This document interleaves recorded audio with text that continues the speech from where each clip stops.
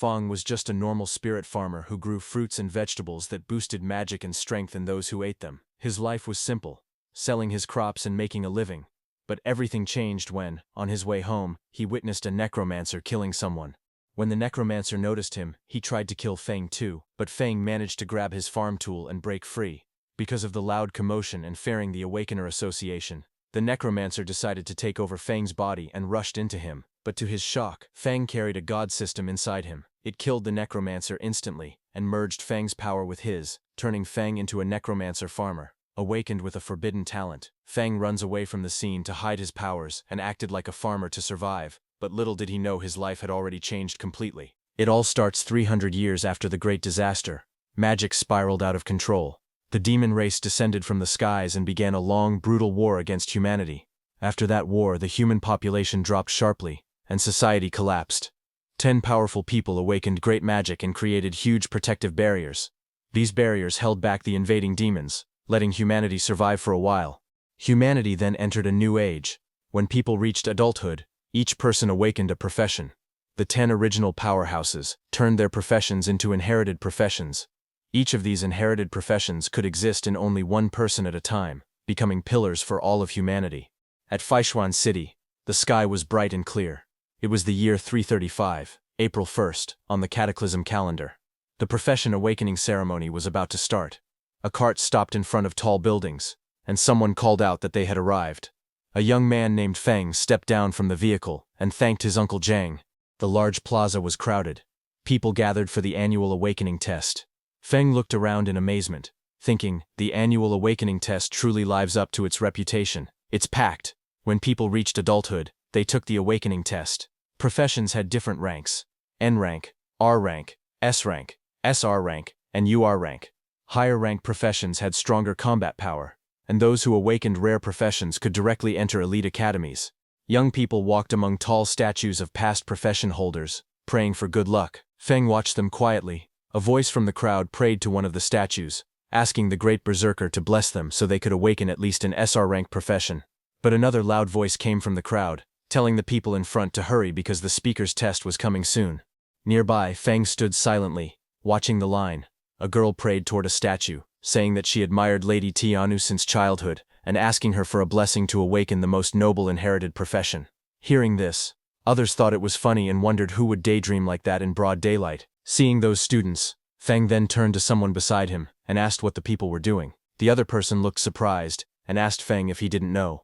He explained that there was a rumor that this year's test would produce a new inherited profession holder. He added that there were currently 4 vacant inherited professions, so it was natural that everyone was praying hard. Hearing that, Feng felt that everyone's eagerness to advance seemed stronger than usual this year. To him, that meant business would be good. Suddenly, bright magical fireworks burst in the sky, signaling the start of the testing. Someone shouted for everyone to hurry, because the tests had officially begun. Inside the hall, the examiners read out the results one by one. They announced that Lin Hu awakened an R-rank profession at level 10 with 13 magic power. Then they reported Winsa as an N-rank profession at level 8 with 8 magic power. After that, they announced Gu Fai, who awakened an S-rank profession at level 34 with 55 magic power. And Gu Fai was accepted. A student with short hair was shocked to hear that Gu Fai actually had 55 magic power, and he wished he had that much magic power too. When Fen heard that, he immediately held up a bright red tomato and asked that short-haired man if he would like a tomato that could increase magic power. The short-haired man looked shocked at the offer. He asked in disbelief if it was really a tomato that increased magic power. Fen explained that he was a spirit plant doctor, and this tomato was a premium variety he had carefully cultivated. He also said that each tomato increased magic power by 5% within 5 minutes, and that each one cost only 5 gold coins. He then showed a bag filled with different spirit plants: tomatoes, long cucumbers, sweet potatoes, and small yellow beans. He said that he also had hunger sweet potatoes that kept someone full for a whole day, fat-burning cucumbers, and strongman beans that increased attack power by 10%. Hearing that, 2 people nearby whispered among themselves. One of them wondered if this was a scam because he had never heard of spirit plants like these. Another person questioned how something could increase magic power and help someone lose weight. The short-haired man holding the tomato told them to just buy one and try it for themselves. He said they could check the buff effect after eating it, and complained that he was tired of eating energy bars every day. Faung leaned forward with a confident smile. He announced that it was first come, first served. He said the quantity was limited, and once they were gone, they were gone. Then he added that the first customer could try one for free. Hearing that, the short-haired man stared at the tomato in his hand with a doubtful face. He looked tense and unsure. He then took a bite of the tomato. His face was still hesitant, but he bit into it anyway. Right after eating it, his expression changed completely.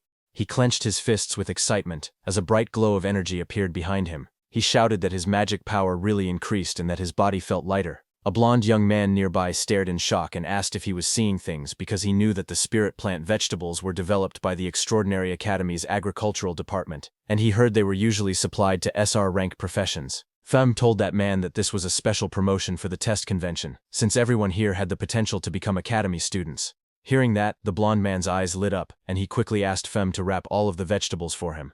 Hearing that, a small crowd gathered around to buy those vegetables and grew angry. One person complained loudly, saying he was here first. Another shouted that he wanted 10.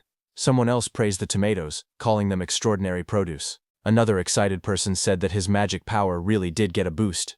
Feng watched the scene with a small smile. He thought about his situation. He knew that even though he had only a farmer profession, ever since he maxed his level, all the vegetables and fruits he grew gave beneficial buffs. He admitted to himself that he used some marketing tactics, but the effects of his produce were real.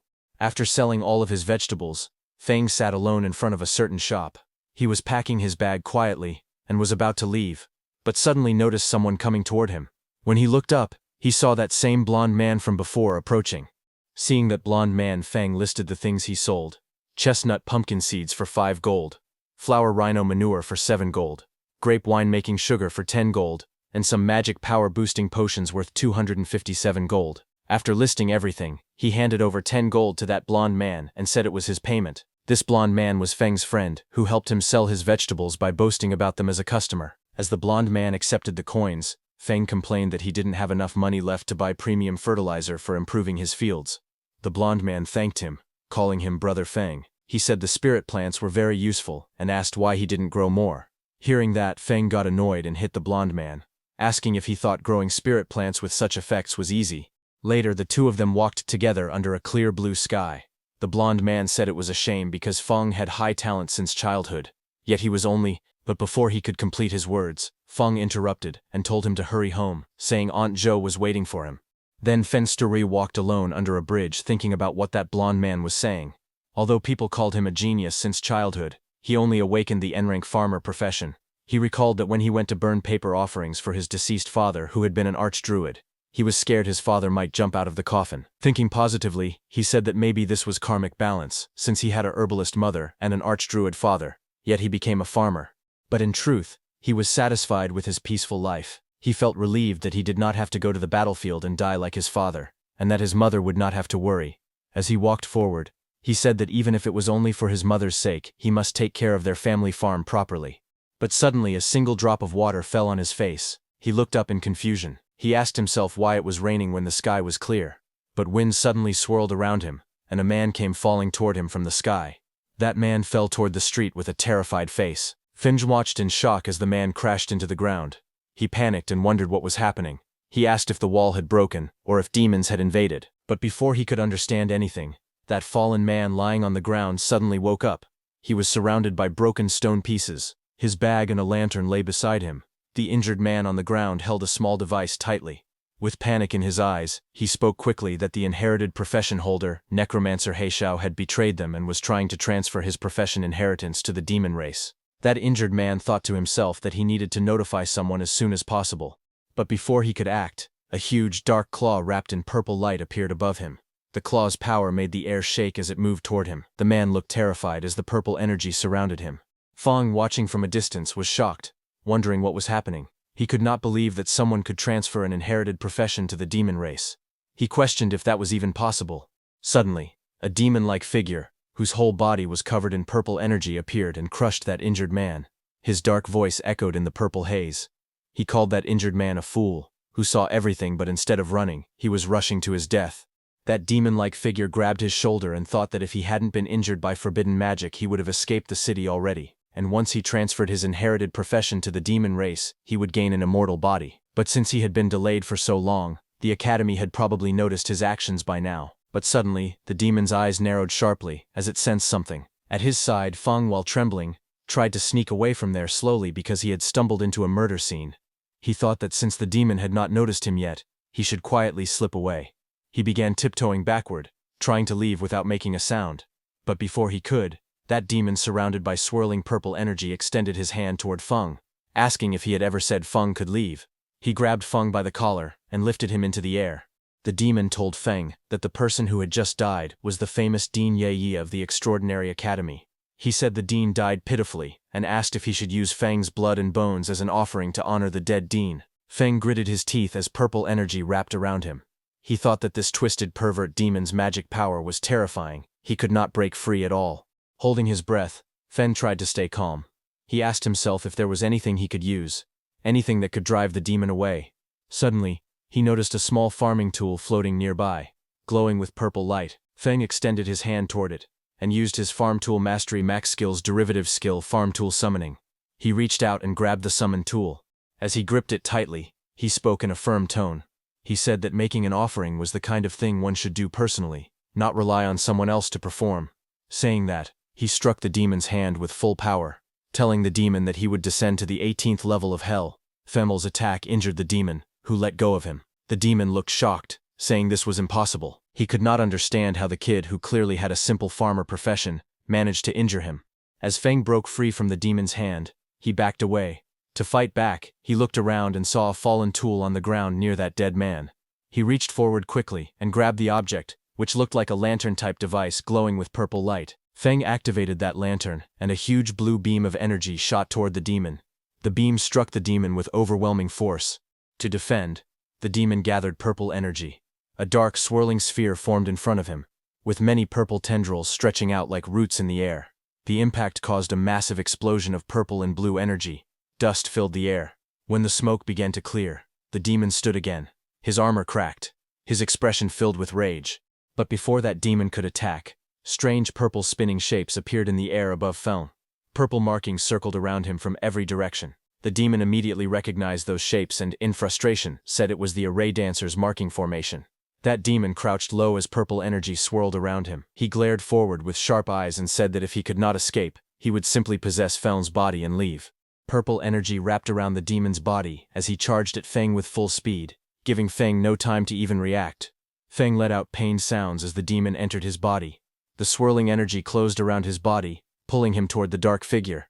Inside Feng's mind, the demon smirked and told Feng that even though he had the lowest profession, his talent was still decent, and he should feel lucky to become his vessel. Hearing that, Feng laughed nervously. Blue energy circles moved around him as he spoke. He said that he had been training since childhood without skipping a single day, so if the demon wanted to take over his body, he would have to work a little harder. But the demon remained confident. His voice echoed again, saying that inferior was inferior, and his power was something Feng would never reach. And the next second, Feng fell to the ground. Purple chains of energy wrapped around him tightly. He looked down weakly and said it seemed like luck was not on his side this time. His hand slowly reached out toward a knife lying just within his reach. As his fingers stretched toward it, Feng grabbed it and raised the sharp knife in his hand while dark purple energy surrounded him. His eyes were firm as he told the demon that they should both go down together happily. Hearing that, the demon became alarmed. He tried to stop Feng, asking what he was doing. But the next second, Feng stabbed himself hard in the stomach. Blood burst out as he held the knife tightly. He shouted that even if they both perished together, he would never give up his body. Feng's vision started to fade. In his thoughts he spoke to his father, saying he did not want to go over there and get scolded. His body fell to the ground, his eyes were closed, and purple energy wrapped tightly around him. But suddenly, a glowing golden light formed from his chest. The light grew brighter and brighter, spreading around him. That demon stared at the glow with fear and confusion. He wondered what the dazzling light was and asked himself if Feng's magic power was erupting. The next second, a blinding golden light burst open in the sky. The demon below looked up at it with shock as the golden beams spread out in all directions like glowing branches. Then that light wrapped around the demon's body. He stepped back in fear. His voice shook as he shouted that this could not be happening. He shouted that it was impossible. But more golden strands tightened around him. They spun faster and faster, forming a thick cocoon of golden lines around his entire body. The cocoon glowed even brighter, twisting with great force. In the next moment, a violent blast erupted from inside it. Purple power and shattered pieces flew out as something inside was destroyed. At that time, a purple system window appeared in the darkness. It displayed a message congratulating Fen, saying he had acquired a new talent, inherited profession, Necromancer. Then sometime later, Fen's eyes snapped open in shock while he was lying on the ground. He stared at his hands and his wounded clothes. With disbelief in his voice, he said he was still alive. Fen checked his body in confusion as he spoke. He said he could still control his own body and wondered if the demon trying to possess him had failed. He sat on the ground with a calm face and opened his system status window. A glowing purple screen floated in front of him, and he read the information on it. Fen looked at the glowing screen with a serious expression as he read the details of his new abilities. His name was written on it, along with his profession, Spirit Farm Master, Mutated/Unique. He looked at the screen with a calm and curious expression. Then he scrolled to another panel that showed the full list of his status information. His name was Lin Feng, profession Spirit Farm Master, which was mutated and unique. He was level 1 with 300 strength, 300 constitution, 100 agility, 110 magic power, 100 spirit, and 300 luck points. His skills were rapid land clearing, efficient planting, rapid harvesting, yield increase, farm tool mastery at max level, undead affinity, passive, transcendent growth, basic, undead summoning, basic, and soul extraction, passive. Feng stared at the screen closely. His eyes widened as he realized that his level had reset to 1, but all his maxed out farmer attributes were still there. Looking closely, he found that his magic power had increased as well because of that demon's soul force. With this, he realized that once he leveled up again, his attributes could break past the old limits of the farmer class. But he looked annoyed as he read the list of new skills. Among them, he noticed the undead summoning. He muttered that he could actually summon undead, but he hoped it would not summon that guy. Feng activated his farming skill, and in his left hand, green energy swirled around his fingers. In the next moment, Feng raised his right hand and used the other power he was feeling before. This time, purple lightning-like energy wrapped around his fingers. He stared at it with shock, watching the power rise through the air. Then Fen combined both of those energies and saw green and purple energies mixing inside his hand. He slowly realized what was happening. The farmer's magic power was merging together with the undead magic power. His face turned tense. He closed his eyes for a moment as he understood that something inside him had changed. He saw his glowing profession chart filled with symbols. He saw a green calm chart, and then he saw another chart releasing violent purple lightning. His profession tree was forming new branches. With a worried look, he realized that his profession tree had split. He had not changed classes. He had gained an additional profession. Feng stared at it in disbelief. He recognized one of the symbols of that purple chart, and understood what it meant. That demon who entered his body earlier was actually an awakener of a legendary inherited profession, Necromancer. He looked at that demon's purple figure lying on the ground and wondered in disbelief if this guy was a necromancer. The profession tree continued glowing. Purple electricity ran across it. Feng looked at his own hand again. A swirling green-purple power pulsed inside his palm. He could feel that the power still did not belong to him. He became anxious. He knew that if he couldn't tame this energy and fully turn it into his own power, something dangerous would happen. His farmer profession would collapse, disappear, and his consciousness might be devoured by that demon again. Feng covered his face, embarrassed. He glanced at the profession tree, and thought that the yellow color on his own farming icons looked dirty and earthy. Feng stood inside a glowing purple magic circle. Purple runes floated around him as he raised his hand and activated the skill Undead Summoning. Right after that, purple energy cracked the ground as the space around him shook. Broken pieces of the ground floated into the air as purple lightning hit the Necromancer and the human he killed before. The purple energy swirled wildly as something began to appear inside the circle. Two figures slowly formed from the purple light. One had a body shining like a pale blue phantom. He was Yue Ye, level 1 Undead Sage. The second figure appeared glowing bright purple with sharp armor and long hair. He was He Xiao, level 1 Undead Wild Hunt. Feng looked at them and realized it was really that human, and the Necromancer. Even though their levels had been reset, all their abilities were still preserved, and they could level up again. After all that commotion, he knew the law enforcement squad was on the way, so he needed to leave quickly. He immediately turned to leave because he also understood that no one would believe an ordinary farmer could kill two extraordinary individuals. Instead, if anyone found out about his current situation, it could bring serious danger to him.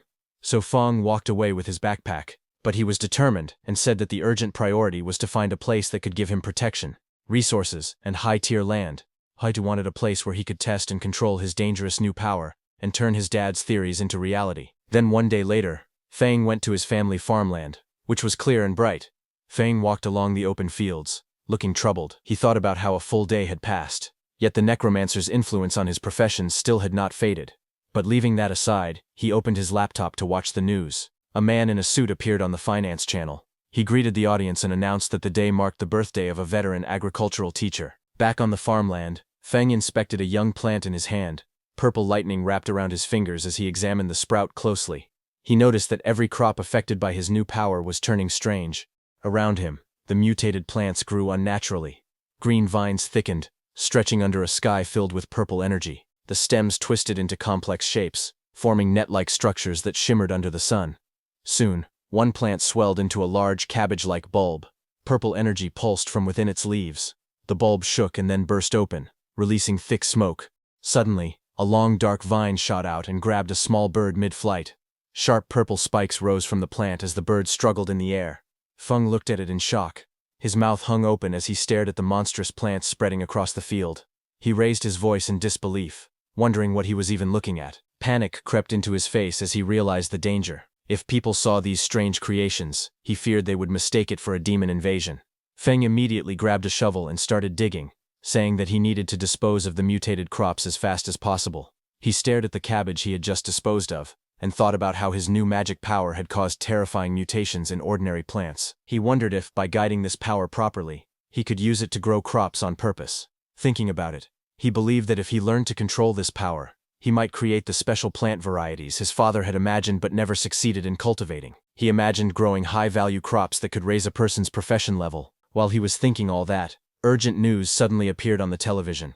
A serious-looking news presenter announced that inherited profession holder Necromancer He Xiao had started a rebellion the previous day and had killed Dean Yue Ye. The anchor stated that He Xiao's crimes were severe. He also said that anyone with information would be rewarded, and helping him in any way would be treated as a crime. Feng watched the screen quietly. He thought to himself that things had unfolded exactly as expected. He reminded himself that he must never let anyone find out he possessed the Necromancer's undead power. He looked around at the equipment stacked against the wall, and thought that he needed to give proper names to his undead servants so they could pass inspections. Otherwise, there would be trouble. Suddenly an idea popped up in his mind, his eyes lighting up as if he had just come up with a clever idea. He said that he would simply call his undead servants farm servants, because his profession panel already listed him as a spirit farm master. To him it sounded completely normal for a farm master to have a few servants. Just as he was thinking, the news reporter announced that in order to deal with growing demon pressure, the Extraordinary Academy was expanding its enrollment. The reporter explained that anyone who passed the assessment would receive resource support from the academy, and would even be given private estates capable of producing high-tier crops along with special subsidies. The reporter added that enrolled students would be able to hire farmers to help them grow high-recovery crops. Hearing this, Feng thought that the academy's land was safe, fertile, and well supported with resources. He realized that this was exactly what he needed right now. He thought about his own situation. His necromancer identity was a dangerous secret, like a ticking time bomb. But Spirit Farm Master, to everyone else, that was just a harmless farmer. He told himself that he had to get into the academy, no matter what. Then, some days later, at the Extraordinary Academy Registration Plaza, inside the registration hall, a row of examiners in black suits sat behind a long desk. One of the men asked for the next applicant's information. He looked up and said in a flat tone that they needed the applicant's name, age, awakened profession, and level. Feng stepped forward. He carried his backpack and calmly stated that he was 18 years old, and that his profession was Spirit Farm Master, Level 1. Hearing that, one of the examiners repeated the words Spirit Farm Master with confusion.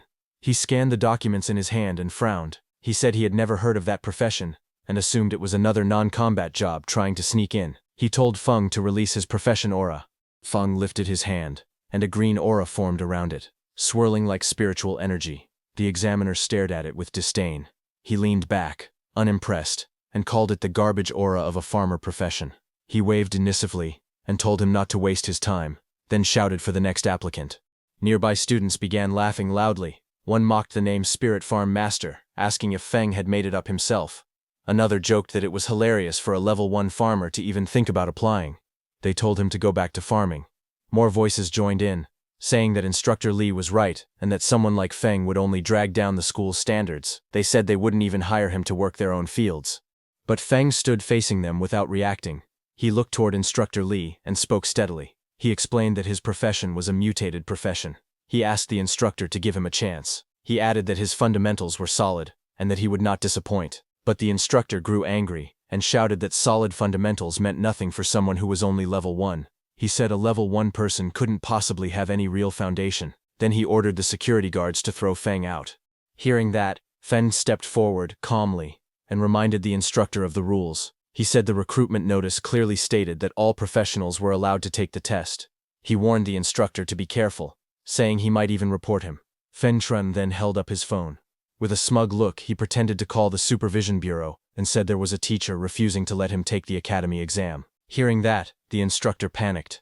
He rushed forward and grabbed the phone from Feng's hand. His face twisted in anger as he shouted at Feng. He threatened him, saying that if Feng dared to report him, he would make him regret it. He also said he didn't believe a level 1 farmer could ever pass the exam. Nearby students whispered to each other. Some said that even if Feng was a farmer-type profession, the instructor's attitude was too much. Others said Instructor Li's behavior seemed excessive. One of them mentioned hearing that the instructor failed a promotion exam and could only work at the admissions office now. Hearing them talking, the instructor shouted loudly at everyone. He told anyone who didn't want to take the test to get lost, his voice full of irritation as the crowd watched. Then sometime later, the group began walking behind the instructor.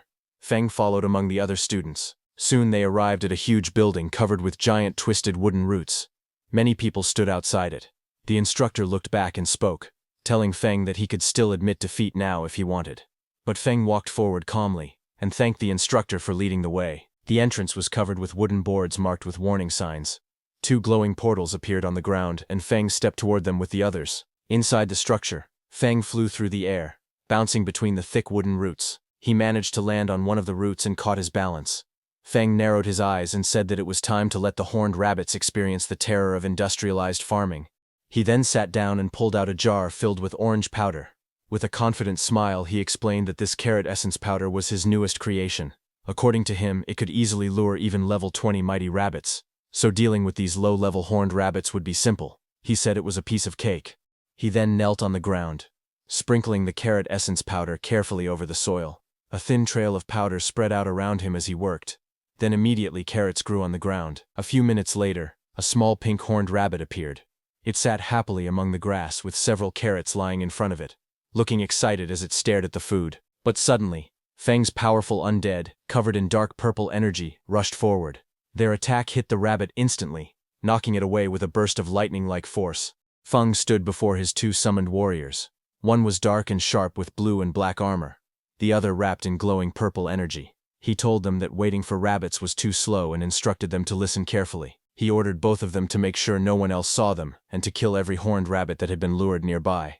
He looked determined and said they should kill as many as possible. Right after that, the 2 undead warriors burst out with bright blue and purple energy, shooting forward through the giant wooden roots. The purple undead used its massive sword and cut down many horned rabbits in one slice. Meanwhile, many horned rabbits flew into the air, trapped inside glowing blue bubbles.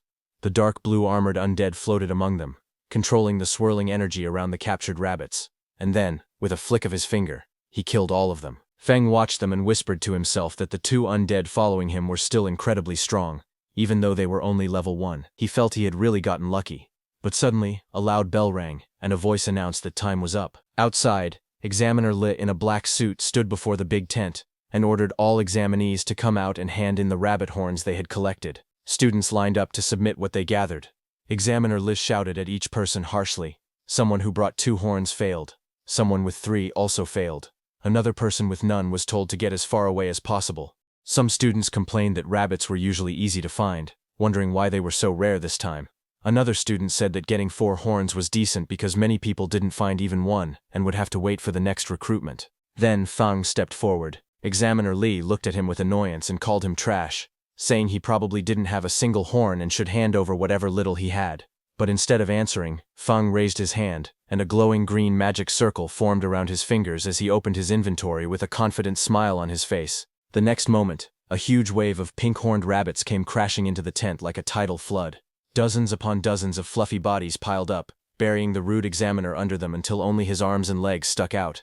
Other students stared in shock as the rabbits kept tumbling forward, filling the entire space. Feng stood calmly in the background, watching the chaos he had created. Examiner Li and the staff member beside him looked at those rabbits in shock. Feng smiled slightly and told them that he had a total of 500 horned rabbit horns.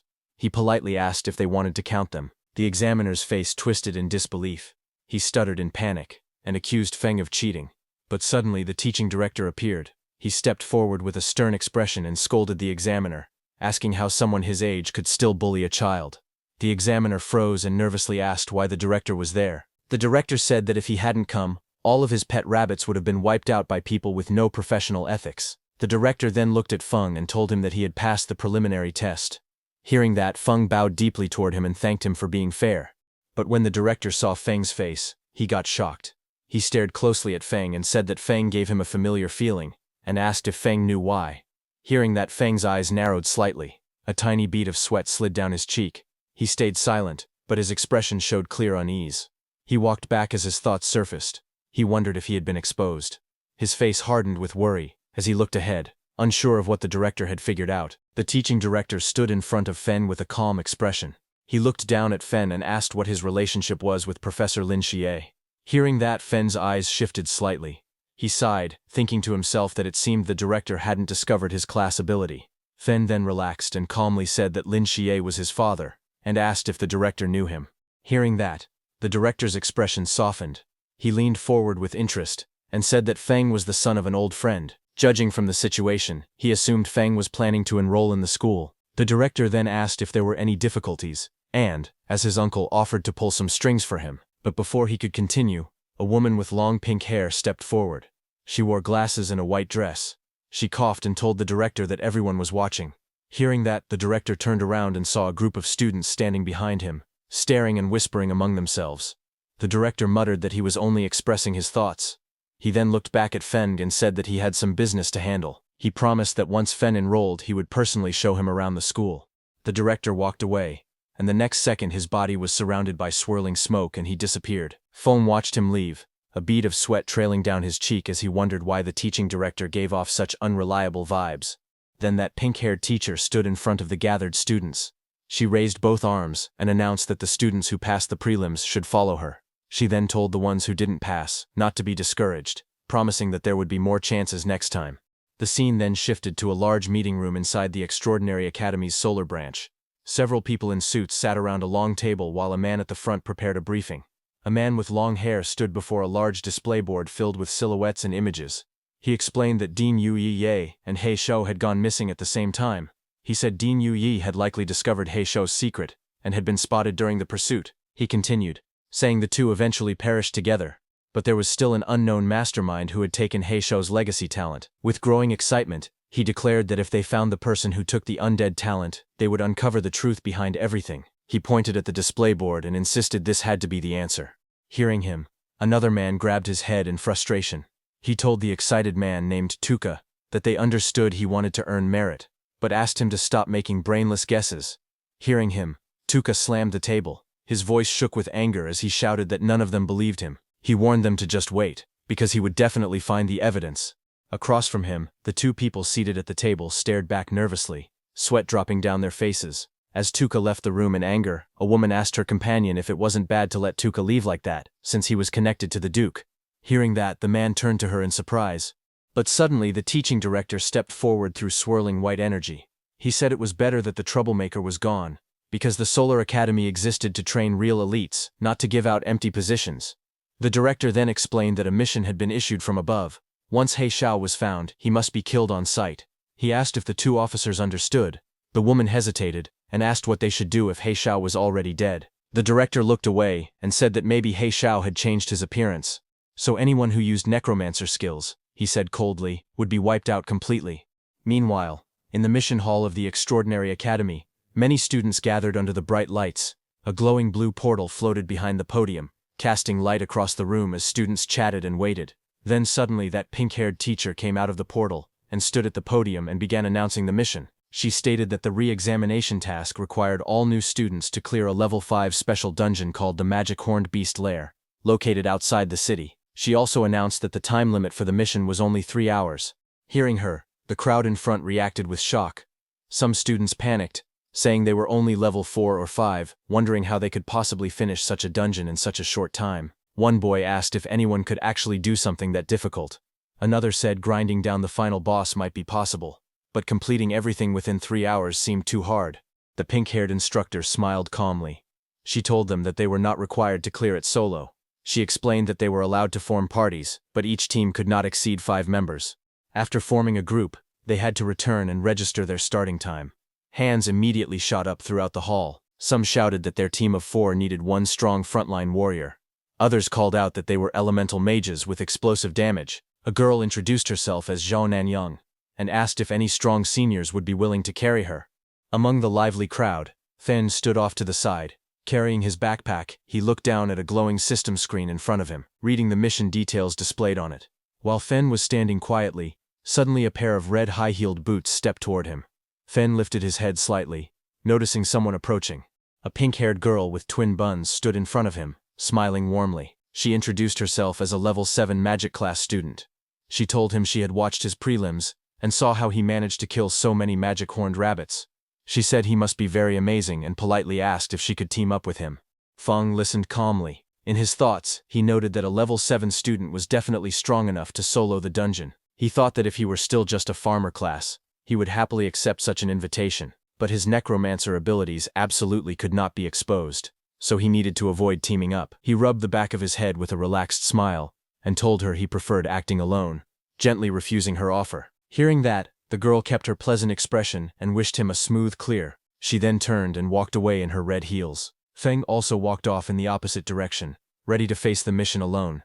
He went to that pink-haired instructor and leaned over the counter.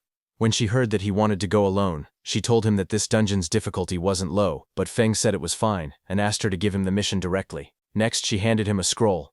As she did, she guessed that he wanted to solo the dungeon for its special solo reward, the Black Bear Gallbladder. She explained that the reward was a huge boost for low-level students like him, but warned that he still needed to understand his limits. Feng accepted the scroll with a small smile and thanked her for the reminder. The scene then shifted outside the Magic Horn Beast Lair dungeon. A massive portal shaped with jagged bone-like structures swirled with bright blue energy. Several academy staff members stood guard in front of it. Feng walked toward them.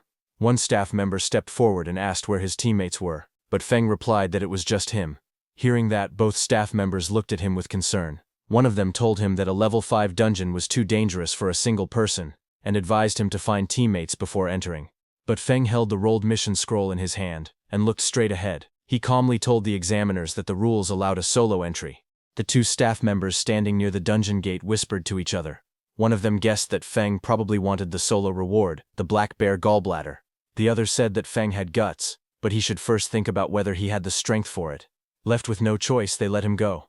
As the glowing entrance activated, one examiner looked at him again and softly wished him good luck. Inside the dungeon, there was a huge cavern filled with countless round eggs of different colors, scattered across the rocky ground and piled between jagged walls. A path led deeper into the lair. Feng walked forward as the blue energy light of the dungeon entrance disappeared behind him. He stepped inside with a calm expression. Immediately, 2 lizard-like monsters with long tongues crawled toward him from the front. He looked at them quietly and thought to himself that level 3 and level 4 monsters were no threat to him now that he was level 6. Feng summoned his Undead, who immediately rushed with flashes of blue and purple energy and killed those 2 lizard monsters. But suddenly, more monsters rushed toward him. He looked around at their growing numbers and sighed internally. The manual had warned that the dungeon contained many monsters, but seeing this amount in front of him felt like far too many. Feng stared at a massive cave filled with countless glowing red eyes peeking through the darkness. Lizard monster eggs covered the floor and walls around him. He looked at the sight calmly and said that this was a perfect time to try the new summoning method. A bright surge of purple lightning burst around him as he raised his hand and activated his skill, Undead Summoning. The lightning twisted through the air as monstrous shapes began forming. Moments later, those 2 lizards who were killed by Feng's undead before turned into lizard undead and appeared before him. Their bodies glowed with blue flames, their forms flickering like shadows as they waited for orders. Standing confidently, Feng pointed forward and commanded them to charge. From afar, the undead rushed out like a storm. Blue and purple energy streaks filled the entire passage, shaking the surroundings. Behind Feng, his 2 humanoid undead stood on the rocks, watching the advance. Watching those lizard undeads, Feng realized that beast-type undead kept some traits from when they were alive. They were aggressive but had low intelligence and could only follow simple commands. Feng observed them quietly. He noted that they consumed less magic power than others, but he wondered if they could do small chores like carrying water as well as fighting. Feng then sent his humanoid undead too. Those humanoid undead rushed forward, leaving trails of blue and purple light behind them. Both moved with sharp, deadly energy. The purple undead took out his long swords and struck first, swinging his long sword through the air. Powerful purple lightning wrapped around him as he slashed at the flying creatures in front of him. His attack scattered feathers and light everywhere. The blue humanoid undead formed hand signs and cast a spell. Blue energy gathered around him as countless glowing projectiles shot forward like energy balls, trapping those flying bird-like monsters. Watching those humanoid undead, Fern realized that they had higher wisdom. They could use the skills they had when they were alive and fought with more flexibility. Feng smiled with his hands on his hips, thinking that in the future, he could let them handle chores like weeding and fertilizing the fields. By now, Feng's lizard undead had finished killing. Feng raised his hand and used his undead summon skill again. Sharp spear-like streams of magic shot outward as several lizard-shaped monsters' dead bodies blasted with necromancy energy. Suddenly, a bright system window appeared in front of him. It displayed a message saying he had leveled up to level 7. Now behind him, many lizard and bird undead emerged. Their bodies burned with blue flame, and their eyes glowed sharply as they floated around him. Fawn looked calm, and simply said that the efficiency was not bad. Feng then walked forward through the tunnel, and reached a large chamber. Feng was amazed to see that he had reached the boss room in just half an hour. Suddenly, a loud metallic crack echoed as thick chains snapped apart. The ground shook as a giant bear-like monster came out of that massive cave. Its eyes glowed white, and chains still hung from its body while it roared across the chamber. Feng looked at the boss with a sharp expression. He said that since this was the boss, it was perfect for testing overall combat power. He called for all his undead to come out. All of Feng's humanoid and beast undead appeared behind him. Energy swirled around all of them as they lined up at his command. Feng then issued his orders. He told He Xiao to handle the frontal containment. He told Yue Ye to curse and weaken the boss. He instructed the other undead units to attack the boss's joints and its eyes. On his command, all of his undead charged at the giant bear monster standing in front of him. They continuously attacked across its fur as it struggled and roared. In front of it, Fen sat calmly on a mat, a small snack box and his backpack beside him, as if he were having a quiet break while the battle raged. He watched the ongoing fight and noted that the coordination of his undead was getting smoother. He was eating grapes, and system notification points popped up saying his magic power had recovered by 666 points, and it kept increasing as he ate more and more grapes. Then Feng's purple undead lunged at the chained boss. The boss monster swung its claws, but it did no damage to the purple undead, and it got closer to the boss. The purple undead collected huge amounts of lightning energy in his hand, and punched the boss monster. His punch was so powerful that the whole ground exploded with a huge explosion. It was a massive burst of energy that swallowed the monster in blinding light. Immediately, a system notification appeared in front of Feng showing that he had leveled up again, and became level 8. Just as the bear monster died, a pile of glowing reward pouches appeared on the ground, shining with warm golden light. Feng immediately crouched down and examined one of the rewards in his hand. It was a strange red organ floating above his palm. Looking at it, he frowned in disappointment. He commented that the reward only increased his constitution by 10 points. To him, that was useless. Nowhere near the improvement he could get from the supercrops he grew himself. But suddenly another system notification popped in front of him. It stated that the system was calculating the dungeon rewards. It confirmed his current classes, Farmer and Necromancer, and would distribute rewards for both. Immediately, 2 golden chests emerged before him, glowing with brilliant light. Feng was shocked to see them and realized that the dungeon settlement had actually given him 2 sets of rewards. He wondered if it was because he had dual classes. Then a sudden idea flashed through his mind, and a confident smile formed on his face. He said that if dungeon settlements could give double rewards, then there might also be a way to manipulate the crops he planted to receive even more benefits. Then after clearing the dungeon, Feng left the dungeon. As he walked out, everyone there, all the hunters, were shocked to see him. One of them muttered in shock, asking if he had really finished the dungeon alone. 2 of the hunters whispered among themselves, their voices filled with doubt. One shouted that it was impossible. Everyone knew how dangerous the inside of that cave was. There was no way he had cleared it alone. He claimed that Feng must have hidden inside just to save face and never gone deeper. Another hunter added that it didn't make sense. His clothes were spotless. There was no way someone that clean had fought through a swarm of magic beasts.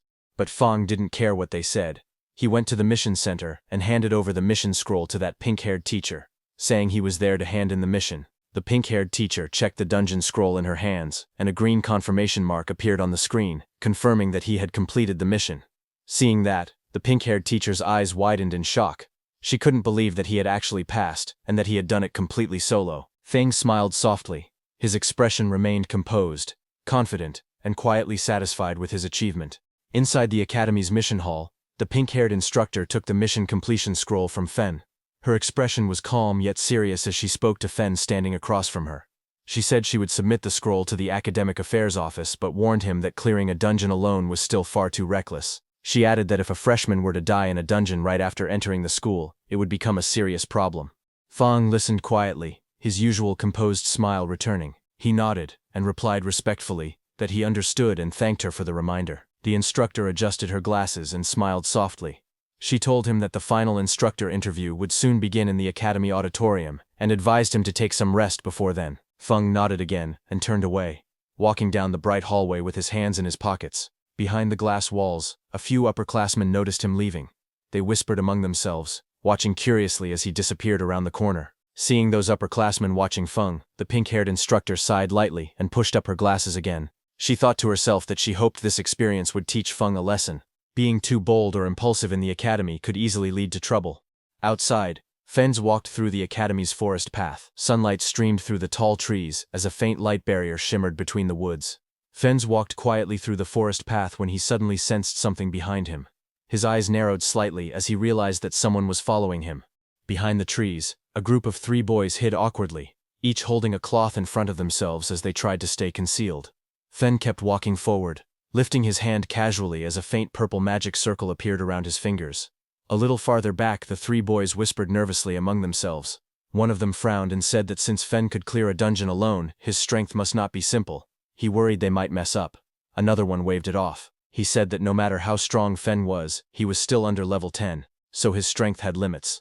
The third added that Fen had just finished a dungeon, so his energy consumption must be high. None of them had seen him recover yet. Their confidence slowly returned. One of them smirked and said they would crush him with numbers. Another reminded the group how badly they wanted the demon bear gall that increased stamina by 10. When they saw Fen walking away, one of them urged the others to hurry and catch him. They shouted at him from behind, calling out, "Hey, you farmer, stand still!" Feng stopped and turned his head slightly. With a calm expression, he asked if they were shouting at him. The group stepped forward with aggressive confidence, surrounding him. One of them mocked him, asking if he wasn't afraid of bursting from taking so many rewards by himself. Another insisted he must have gotten lucky inside the dungeon and found something valuable by accident. He demanded that Feng hand over the demon bear gall and the skill scroll. All of them flared their combat energy, their bodies glowing with blue light. One boy pointed at him and warned that if he didn't act sensibly, they would show him the true power of a combat class. Meanwhile, Falm stood still, facing them quietly. Falm looked at the group surrounding him and asked calmly why, out of so many examinees, they had chosen him. One of the boys stepped forward, pointing at him with an exaggerated expression. He asked if Falm really didn't know the reason, or if he was pretending. Another student explained that the exclusive reward for a solo dungeon clear, the demon bear gall, was a valuable item that added 10 stamina. He said that something so good was not something a farmer like him should be holding. Hearing that, Feng did a comparison in his mind of the demon bear gall, which increases stamina by 10, with his stamina watermelon, which also increases stamina by 10. Feng squinted slightly and wondered if something that added 10 stamina was really that amazing. He thought about the watermelons he grew every summer, which also added plus 10 stamina without needing to fight through a dungeon. Then he lifted his hand and took out the demon bear gall from his inventory. Red energy curled around his fingers as he showed the item in his palm. He asked if the thing they were talking about was this. Seeing that, the man with the short hair immediately lunged forward with an angry expression. He stretched out his hand toward Feng and shouted for him to give the item to him. But suddenly a fireball exploded between them the moment he reached out. A violent blast of fire and smoke burst outward, filling the area with heat and golden light. The shockwave pushed the short-haired man back as he stared at the spreading flames in surprise. In the next second, a pink-haired girl rushed in. She held her staff in front of Fen and glared at the troublemakers. She demanded to know what they were planning to do. She reminded them that private fighting was forbidden in the academy, and warned them that they could be disqualified. The short-haired man raised his weapon and tried to explain. He insisted that the matter had nothing to do with the pink-haired girl, and that it only concerned Fen behind her. But the girl stepped forward without hesitation. Her eyes narrowed as she said that if she couldn't stand what she saw, then it absolutely had something to do with her. She lifted her staff, flames swirling around her as she made her final threat. She told them to leave immediately, or she would report everything to the instructor and see who would suffer more. Hearing that, the man with the fierce grin looked straight ahead, his expression full of arrogance. He spoke with confidence, saying that reporting the matter would only work if she even got the chance, and since she insisted on protecting the farmer, they would deal with her as well. He raised his voice and shouted to his group, He ordered his brothers to attack quickly, telling them to finish the battle fast. Two of his men rushed forward together, each holding a weapon glowing with blue energy. They charged toward Feng and the pink-haired girl standing in front of him. As they came closer, Feng quietly observed the girl. He noted that she was currently a level 7 class user, which meant she should be quite strong. He wondered if she was capable of handling all these small fry by herself. The girl, however, glared forward with clear anger in her eyes. She said that their methods were truly dirty. Then she turned slightly and asked Feng beside her if he would like to join forces. But before she finished speaking, she spun around in surprise. Feng was already running away at full speed through the forest, leaving her behind without hesitation. As she watched him escape, Feng threw something toward her. It was the red glowing demon bear gall. She reacted instantly and caught the demon bear gall smoothly with one hand. Her eyes widened slightly as she stared at the item she now held. The red energy curled around her fingers. Feng raised his hand with a bright smile on his face. He thanked the pink-haired girl politely and said that the thing he gave her now belonged to her. Before the pink-haired girl could even react to what had just happened, those three men rushed toward her with furious expressions. Their bodies glowed with blue energy as they leapt forward. Seeing that, the pink-haired girl shouted loudly, wondering why everything had suddenly turned into her being robbed when she had just come to help Feng. The scene then shifted to a quiet room. It was a temporary independent restroom. Inside, Feng sat on a sofa with a towel around his neck. He took several scrolls out of his backpack and wondered why the skill scroll he got from the dungeon was useless to him. He paused for a moment. His eyes narrowed as an idea struck him, and he wondered if it could be like that. Feng then held the scroll between both hands. Green and purple mana surrounded it as he injected his energy into the scroll. That energy swirled around it like flames, and in the next second, a system window suddenly appeared, stating that he had realized a new skill called Special Cultivation. Another window explained the skill.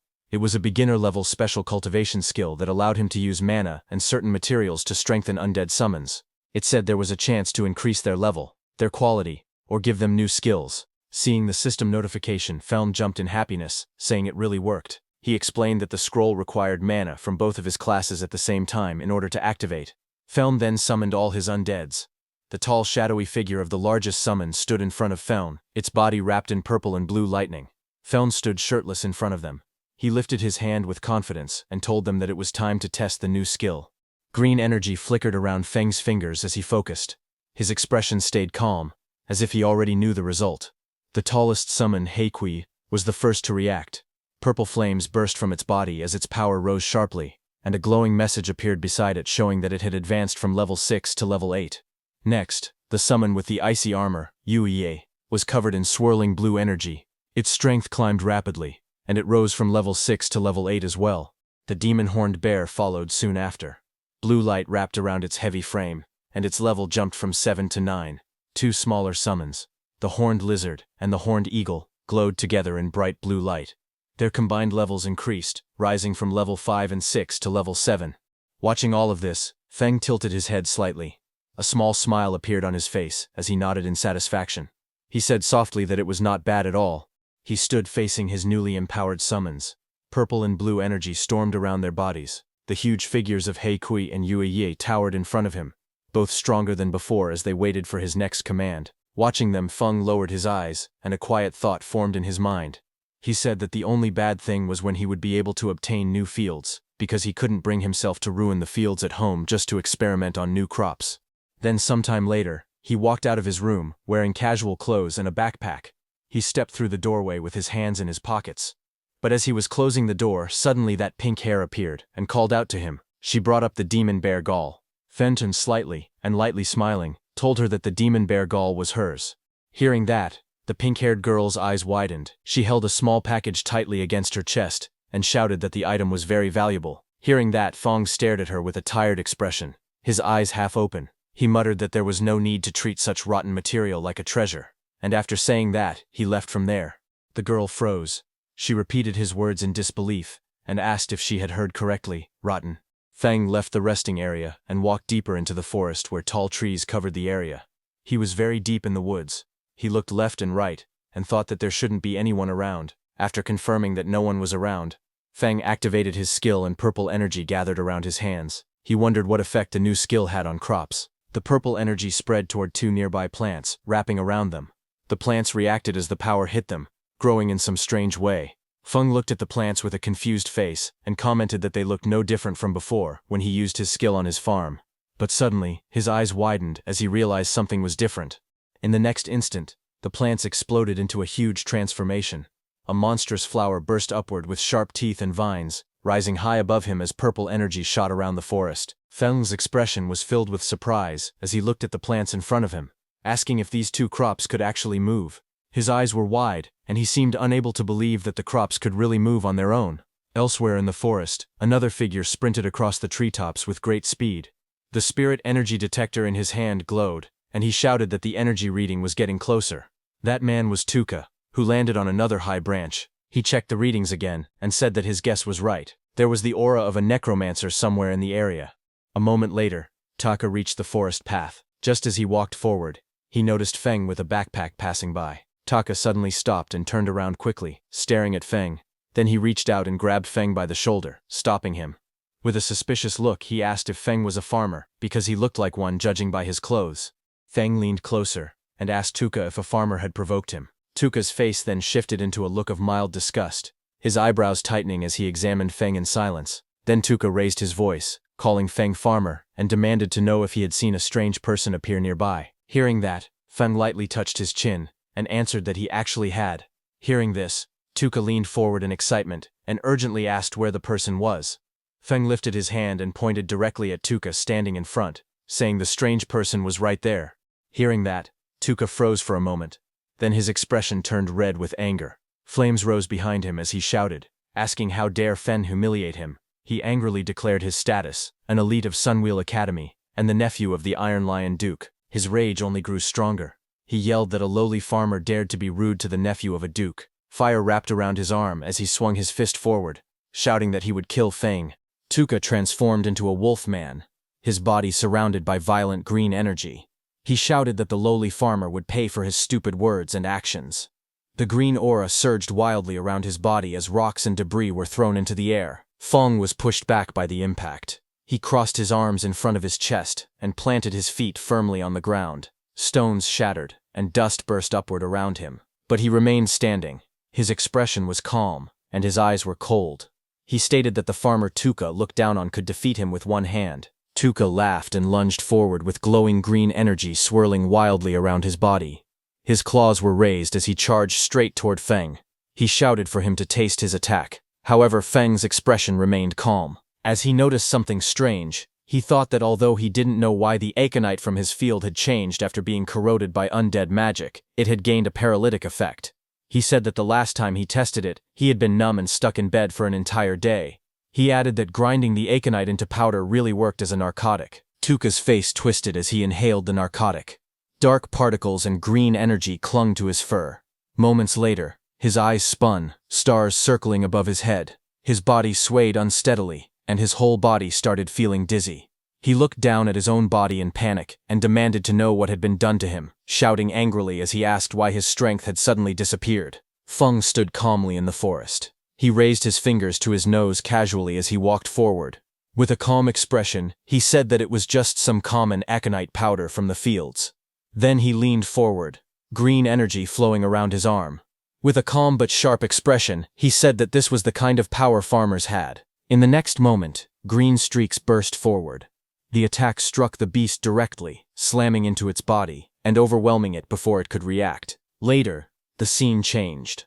The former elite Tuka hung helplessly from a tree, his hands tied above his head. His shirt lay discarded on the ground, and he was left wearing only his shorts. His body looked weak, and his eyes were dull. Not far away, Feng stood quietly and mocked him, saying that he could not even beat a farmer, yet still dared to call himself an elite. As he turned to leave, Feng calmly told him to enjoy cooling off there for a while. He added that when someone eventually found him, he should consider it a lesson learned. Just then, an announcement echoed through the area, calling all candidates to gather in the auditorium for the instructor interviews. Standing in the forest, Feng paused. Realizing the interviews were starting, he muttered that he needed to hurry. The scene then shifted outside the Extraordinary Academy auditorium. Groups of candidates stood around, quietly whispering among themselves. As Feng walked forward calmly, voices followed him. Someone whispered that he was the one who had solo cleared the level 5 dungeon. Another voice replied that they heard he only ran away and leeched off women. Unmoved by the whispers around him, Feng continued walking toward the auditorium with an indifferent expression. Among the gathered candidates, someone spoke in a low voice, saying that compared to Shi Yan and Bogu, he was far worse. Another voice followed, saying that he might be strong compared to normal candidates, but as level 5 elites, they already had the advantage. Nearby, a pink-haired girl stepped forward and handed something to Feng, telling him that it was his. Feng scratched the back of his head and smiled faintly. He leaned forward and told her to keep it, saying that it was really useless to him. Later, Feng walked through the crowd while eating casually. A notification appeared above him, showing temporary stamina +2 twice.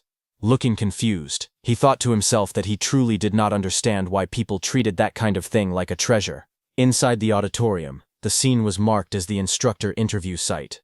Several instructors sat behind a long desk, watching quietly. A voice explained that during the interview, instructors choose students, but students also choose instructors. It was said that students and instructors bring out the best in each other. The instructor then announced that he would call students by name to come forward. He called out the first name, Shi Yan. Shi Yan stood up among the seats and introduced himself. He said that his name was Shi Yan, and that he was a level 6 Earth-type warrior. He then spoke again, saying that this was his current ability. As he finished speaking, a large battle armor appeared, surrounded by glowing energy. One of the instructors leaned forward and spoke. He said that it was not bad, and introduced himself as a level 44 Earth-type berserker. He then asked Shi Yan how about becoming his instructor. Shi Yan reacted immediately and said that he would be honored. After that, the instructor announced the next name and called Yingwu forward. The instructor looked down at the list and called out the next name, saying it was Lin Feng. Lin Feng stood up from his seat and walked forward calmly, moving past the other candidates. As he stepped into the center, he introduced himself. He stated clearly that his name was Lin Feng and that he was a level 8 spirit farm master. As he spoke, green energy rose around his body, surrounding him as he stood there in silence. The two female instructors watched Lin Feng from their seats. The woman with pink hair commented that reaching level 8 at his age was very impressive. The woman beside her leaned closer and reminded her to look carefully, saying he was still just a farmer. Across the table, another instructor leaned against his colleague and spoke casually. He said that their extraordinary academy trained talent for the front lines, not ordinary people meant to be cannon fodder. But he also admitted that Lin Feng had performed very well in both the preliminary and second tests. The main examiner adjusted his monocle and looked at the others. He cleared his throat and suggested that, since everyone had different opinions, they should run a combat ability assessment for Lin Feng. After hearing this, the instructors began giving their responses one by one. The man with long dark hair crossed his arms and said he agreed. The woman with pink hair smiled and said it worked for her. Another instructor leaned back casually and said he didn't mind at all. Lin Feng stepped forward as the examiner called out to him. Green energy swirled around his feet, while the examiner asked if he was willing to take the combat test. The examiner added that their goal was to train people who could fight demons on the front lines, and without combat ability, things would be difficult. Lin Feng lowered his head slightly, thinking to himself. He said that his current combat strength wasn't very high, and he wanted to fight without exposing his Necromancer abilities. Lin Feng lifted his head with a small smile and agreed. The scene then shifted to a large open space that had been temporarily marked inside the auditorium. Students and instructors stood around the edges, watching as Lin Feng walked to one side of the marked area. On the opposite side, a tall man waited for him. The instructor explained the rules with a wide grin. He said that the evaluation was simple. Lin Feng only needed to last 5 minutes under his attacks, and if he managed that, it would prove he had talent for combat. As the match began, bright golden energy burst out from the instructor's body. The force spread across the arena, shaking the air as powerful waves of pressure shot in every direction. Students nearby bent down under the weight of it. Some trembled as they struggled to stay balanced. One of them gasped, saying that this was the pressure of someone above level 40. Another said he could barely breathe. But when they looked toward Lin Feng, they saw him crouched lightly on the ground. His posture was steady, and his expression stayed calm. Someone watching said in surprise that Lin Feng looked completely fine. The instructor smiled proudly as he looked at Lin Feng. He told him that just for enduring the pressure, he had earned his respect. Then he opened his stance and said that Lin Feng should use all his power and attack with everything he had. Lin Feng lowered his body, steadying himself against the golden pressure. He thought to himself that the pressure from a level 44 fighter was intense, but he could still endure it for now. A glowing green orb formed in Lin Feng's hand, as vines of nature energy swirled around him. He stretched his arm forward and called out for his servants to come out. Green light burst upward. As the shapes formed, Lin Feng realized something. By covering the undead in nature magic, he could hide their undead aura. The summoned figures rose, wrapped in bright green vines and leaves, completely concealed by the nature energy surrounding them. Lin Feng stood beside the glowing green figure he had summoned. The large creature looked like a cabbage-shaped bear covered in swirling nature energy. As he watched it, he thought that no one would ever guess this cabbage-looking bear was actually an undead summon. The creature stepped forward, wrapped in bright green vines. Its body glowed strongly, making it look like a rare mutant beast. From the other side of the arena, the instructor narrowed his eyes in surprise. He said that this kind of dense nature magic looked like a rare mutated profession. A smile grew on the instructor's face. He raised his curved blades, lightning-like energy dancing around them. He called out to Lin Feng, saying it was interesting and telling him to come at him. The green cabbage-like bear rushed forward, its body wrapped in bright nature energy. Across from it, the instructor charged in with yellow flames swirling around his weapons. Both figures clashed in the open courtyard, their energies filling the space. Bright streaks of green and yellow flashed everywhere as the two forces collided. The instructor swung his blades with great force, while the glowing creature pushed back with its nature power. In the next moment, the instructor went flying upward. His face twisted as he let out a loud scream and charged straight at the cabbage-like bear. Bright yellow sparks burst around the green creature, as the instructor's attacks struck it again and again. Even while taking heavy blows, the glowing cabbage-like bear stayed standing, its body shaking from the impact. One of the instructors watching from a distance looked surprised.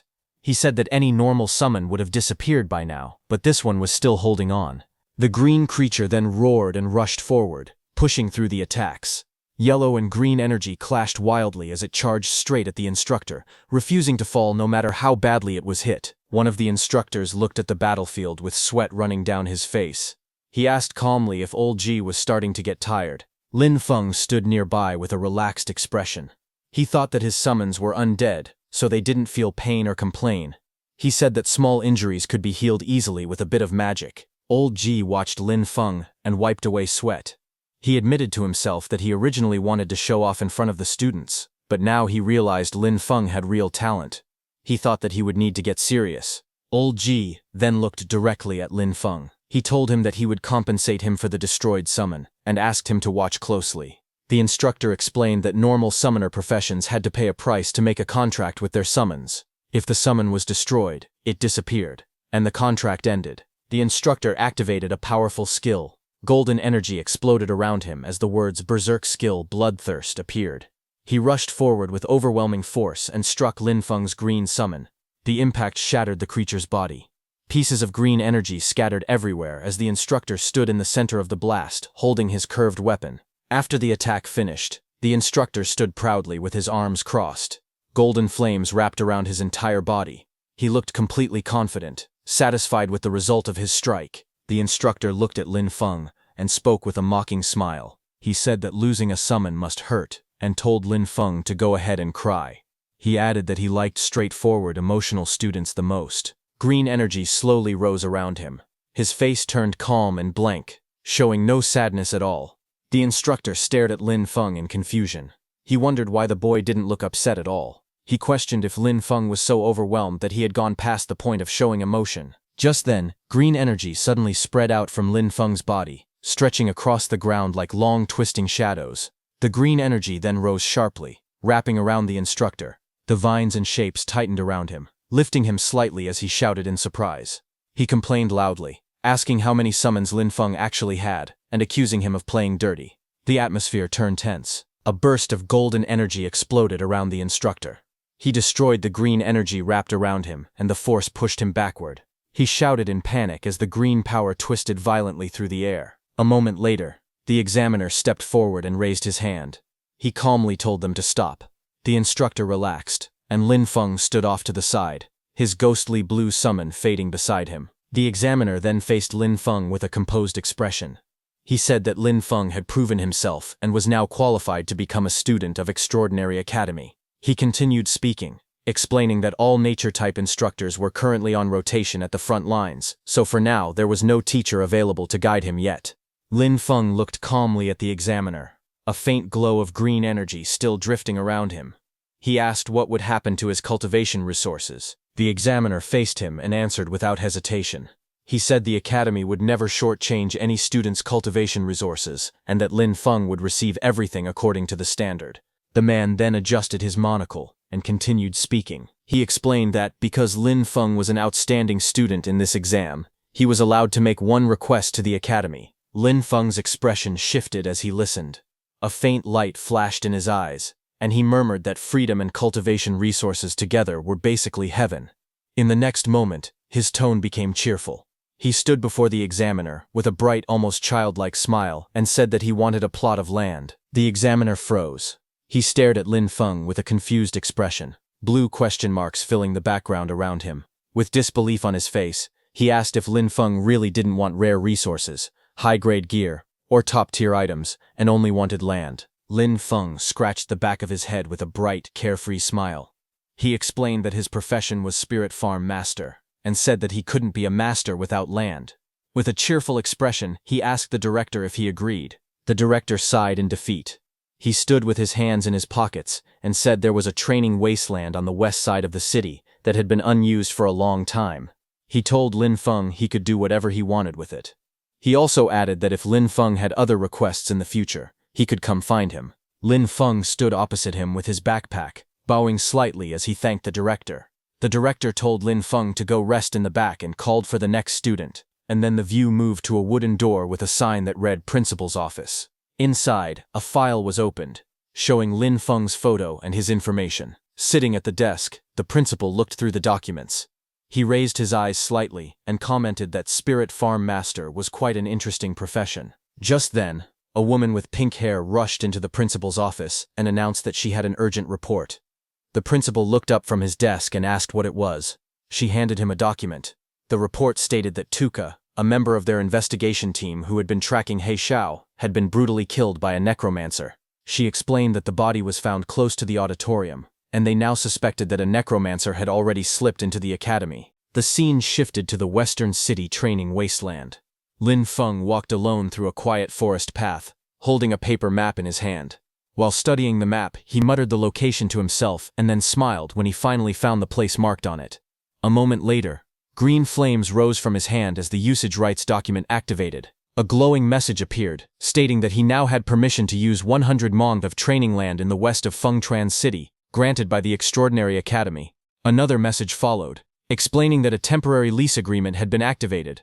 The duration was 1 year, and a repulsion barrier had opened, allowing only the student Lin Feng to enter the area. Lin Feng touched his ear with a bored expression and complained that 1 year was really stingy. Then he added that most students would be heading to the front lines after a year anyway, so the limit made sense. Lin Feng raised his arms toward the sky with excitement. Purple energy swirled around him as he shouted that a full 100 move of land was his for at least a year. With joy on his face, he said that this finally felt worthy of the title Spirit Farm Master. A burst of purple light erupted around him. Lin Feng stood at the center of the glowing formation, pointing upward as the energy expanded across the wasteland. One by one, powerful spirit creatures appeared within the purple mist, towering shadow figures, glowing armored beings, and various small floating sprites. They surrounded Lin Feng, filling the sky with bright energy. Lin Feng looked at them with confidence and stretched out his hand. With a fierce smile, he pointed forward and declared that everything was ready. It was time to get to work. A dark, shadowy spirit released a violent burst of purple energy. The force shook the ground and sent rocks flying in all directions as the creature landed with immense power. Not far away, another summoned spirit, one made entirely of blue water, rose into the air. Waves erupted around it as it flew forward, controlling the water beneath it. On the field, a large fluffy beast with a horn rushed across the soil. Its body glowed with bright energy as it dashed ahead, followed by several small floating spirits carrying tools. The scene then shifted to Lin Feng relaxing under the sun. He lounged on a chair with sunglasses on, eating a slice of watermelon. With a satisfied smile, he commented that magic really did change life, and said the ancients hadn't lied. Lin Feng rested in the shade, calmly drinking from a straw. A small blue spirit tapped his shoulder to get his attention. Without changing his relaxed expression, he spoke softly and said that the land had been reclaimed. Hearing this, Lin Feng looked surprised. He turned around while holding a slice of watermelon and stared at his summons behind him. He said they were far more proactive than he expected. One of the undead let out a strange laugh, its glowing mouth curling in an eerie smile. Lin Feng looked at the ice-armored undead standing beside him. With a helpless sigh, he said that expecting undead to have their own consciousness might have been asking too much. Lin Feng finished eating and walked toward the doorway. Meanwhile, the ice-armored undead watched him leave. Its glowing eyes followed him quietly, its expression calm and unreadable. A faint smile slowly formed on its face, the cold blue light around its body flickering softly. Lin Feng walked along the narrow path beside the long row of greenhouses. A faint glow surrounded him as he placed his hand on the glass, checking on the crops inside. From above, the greenhouse roof revealed rows of planted soil beds. Lin Feng stood among the neatly arranged crops, looking up as soft blue light filtered through the glass. Different plants filled the space, some shaped like budding yellow lotuses, others like purple cabbages. Lines of text floated above them, showing their effects: permanent stamina, +1, temporary speed +1, permanent attack +1, all labeled as not yet mature. Lin Feng looked at them with satisfaction. He said that other people had to gain strength through bitter and exhausting training, while he improved himself through crops, balanced nutrition, and a solid foundation. Lin Feng stood inside the greenhouse, turning his head to look at the glowing crops behind him. He said it was a shame that only his crops could produce these effects. He added that if his yield were larger and everyone could improve through these plants, then the demons would become nothing more than weak chickens. Lin Feng walked through the narrow glass corridor holding a shovel. Sunlight filtered through the greenhouse walls as he stopped and thought about his situation. He said he couldn't plant only special crops. He needed enough normal crops outside to hide them. Otherwise, the strange plants inside the greenhouse would be discovered too easily. He tightened his grip on the shovel and said it was time to get back to work. One day later, the scene returned to the greenhouse under a bright blue sky. Inside the soil, a cluster of round potatoes sat packed together as Lin Feng used his tool to dig them up. Lin Feng stood beside the field with a shovel in hand. He faced the shadowy summoned figures beside him and demonstrated the motion, telling them to dig like this and instructing them to watch carefully. The shadowy helpers immediately followed his example, shovels in hand, digging quickly in a neat line. Seeing their work, Lin Feng smiled. He said that ever since he got these helpers, the speed of planting vegetables had increased dramatically. But suddenly Lin Feng shouted in surprise, asking what his helper was doing. One of the shadowy undead creatures held a potato in its hands, taking a bite out of it. Lin Feng leaned forward with a confused expression. The undead creature froze, startled as it looked up at him, still holding the half-eaten potato. A glowing system window then appeared beside it, showing its status. Undead lizard, level 6, temporary. Bone density temporarily increasing. Defense temporarily increasing. Lin Feng stared silently at the notification, looking down in thought. He thought that all of his undead lizards came from the dungeon, and the only difference was that this particular one had eaten a potato. Lin Feng then raised his hand to his chin, thinking seriously. A burst of realization formed in his mind as he wondered if the original crop effects could also work on undead creatures. In the days that followed, Lin Feng continued running systematic experiments. He carefully recorded how different crops affected the undead he controlled. However, he was not aware that someone was watching his field. A shadowy figure with glowing red eyes stood in the darkness outside the farm, staring toward the sheds. Under the moonlight, he muttered to himself that the place looked bizarre. He noted that several structures weren't there the last time he had been spying on the area. He crouched forward and looked again, repeating that those things definitely hadn't existed before. Then his expression hardened. With a smirk, he drew a sharp blade and scoffed that a paper-thin wall like that would fall apart with a single slash. He paused after seeing something else inside. Only one person seemed to be there.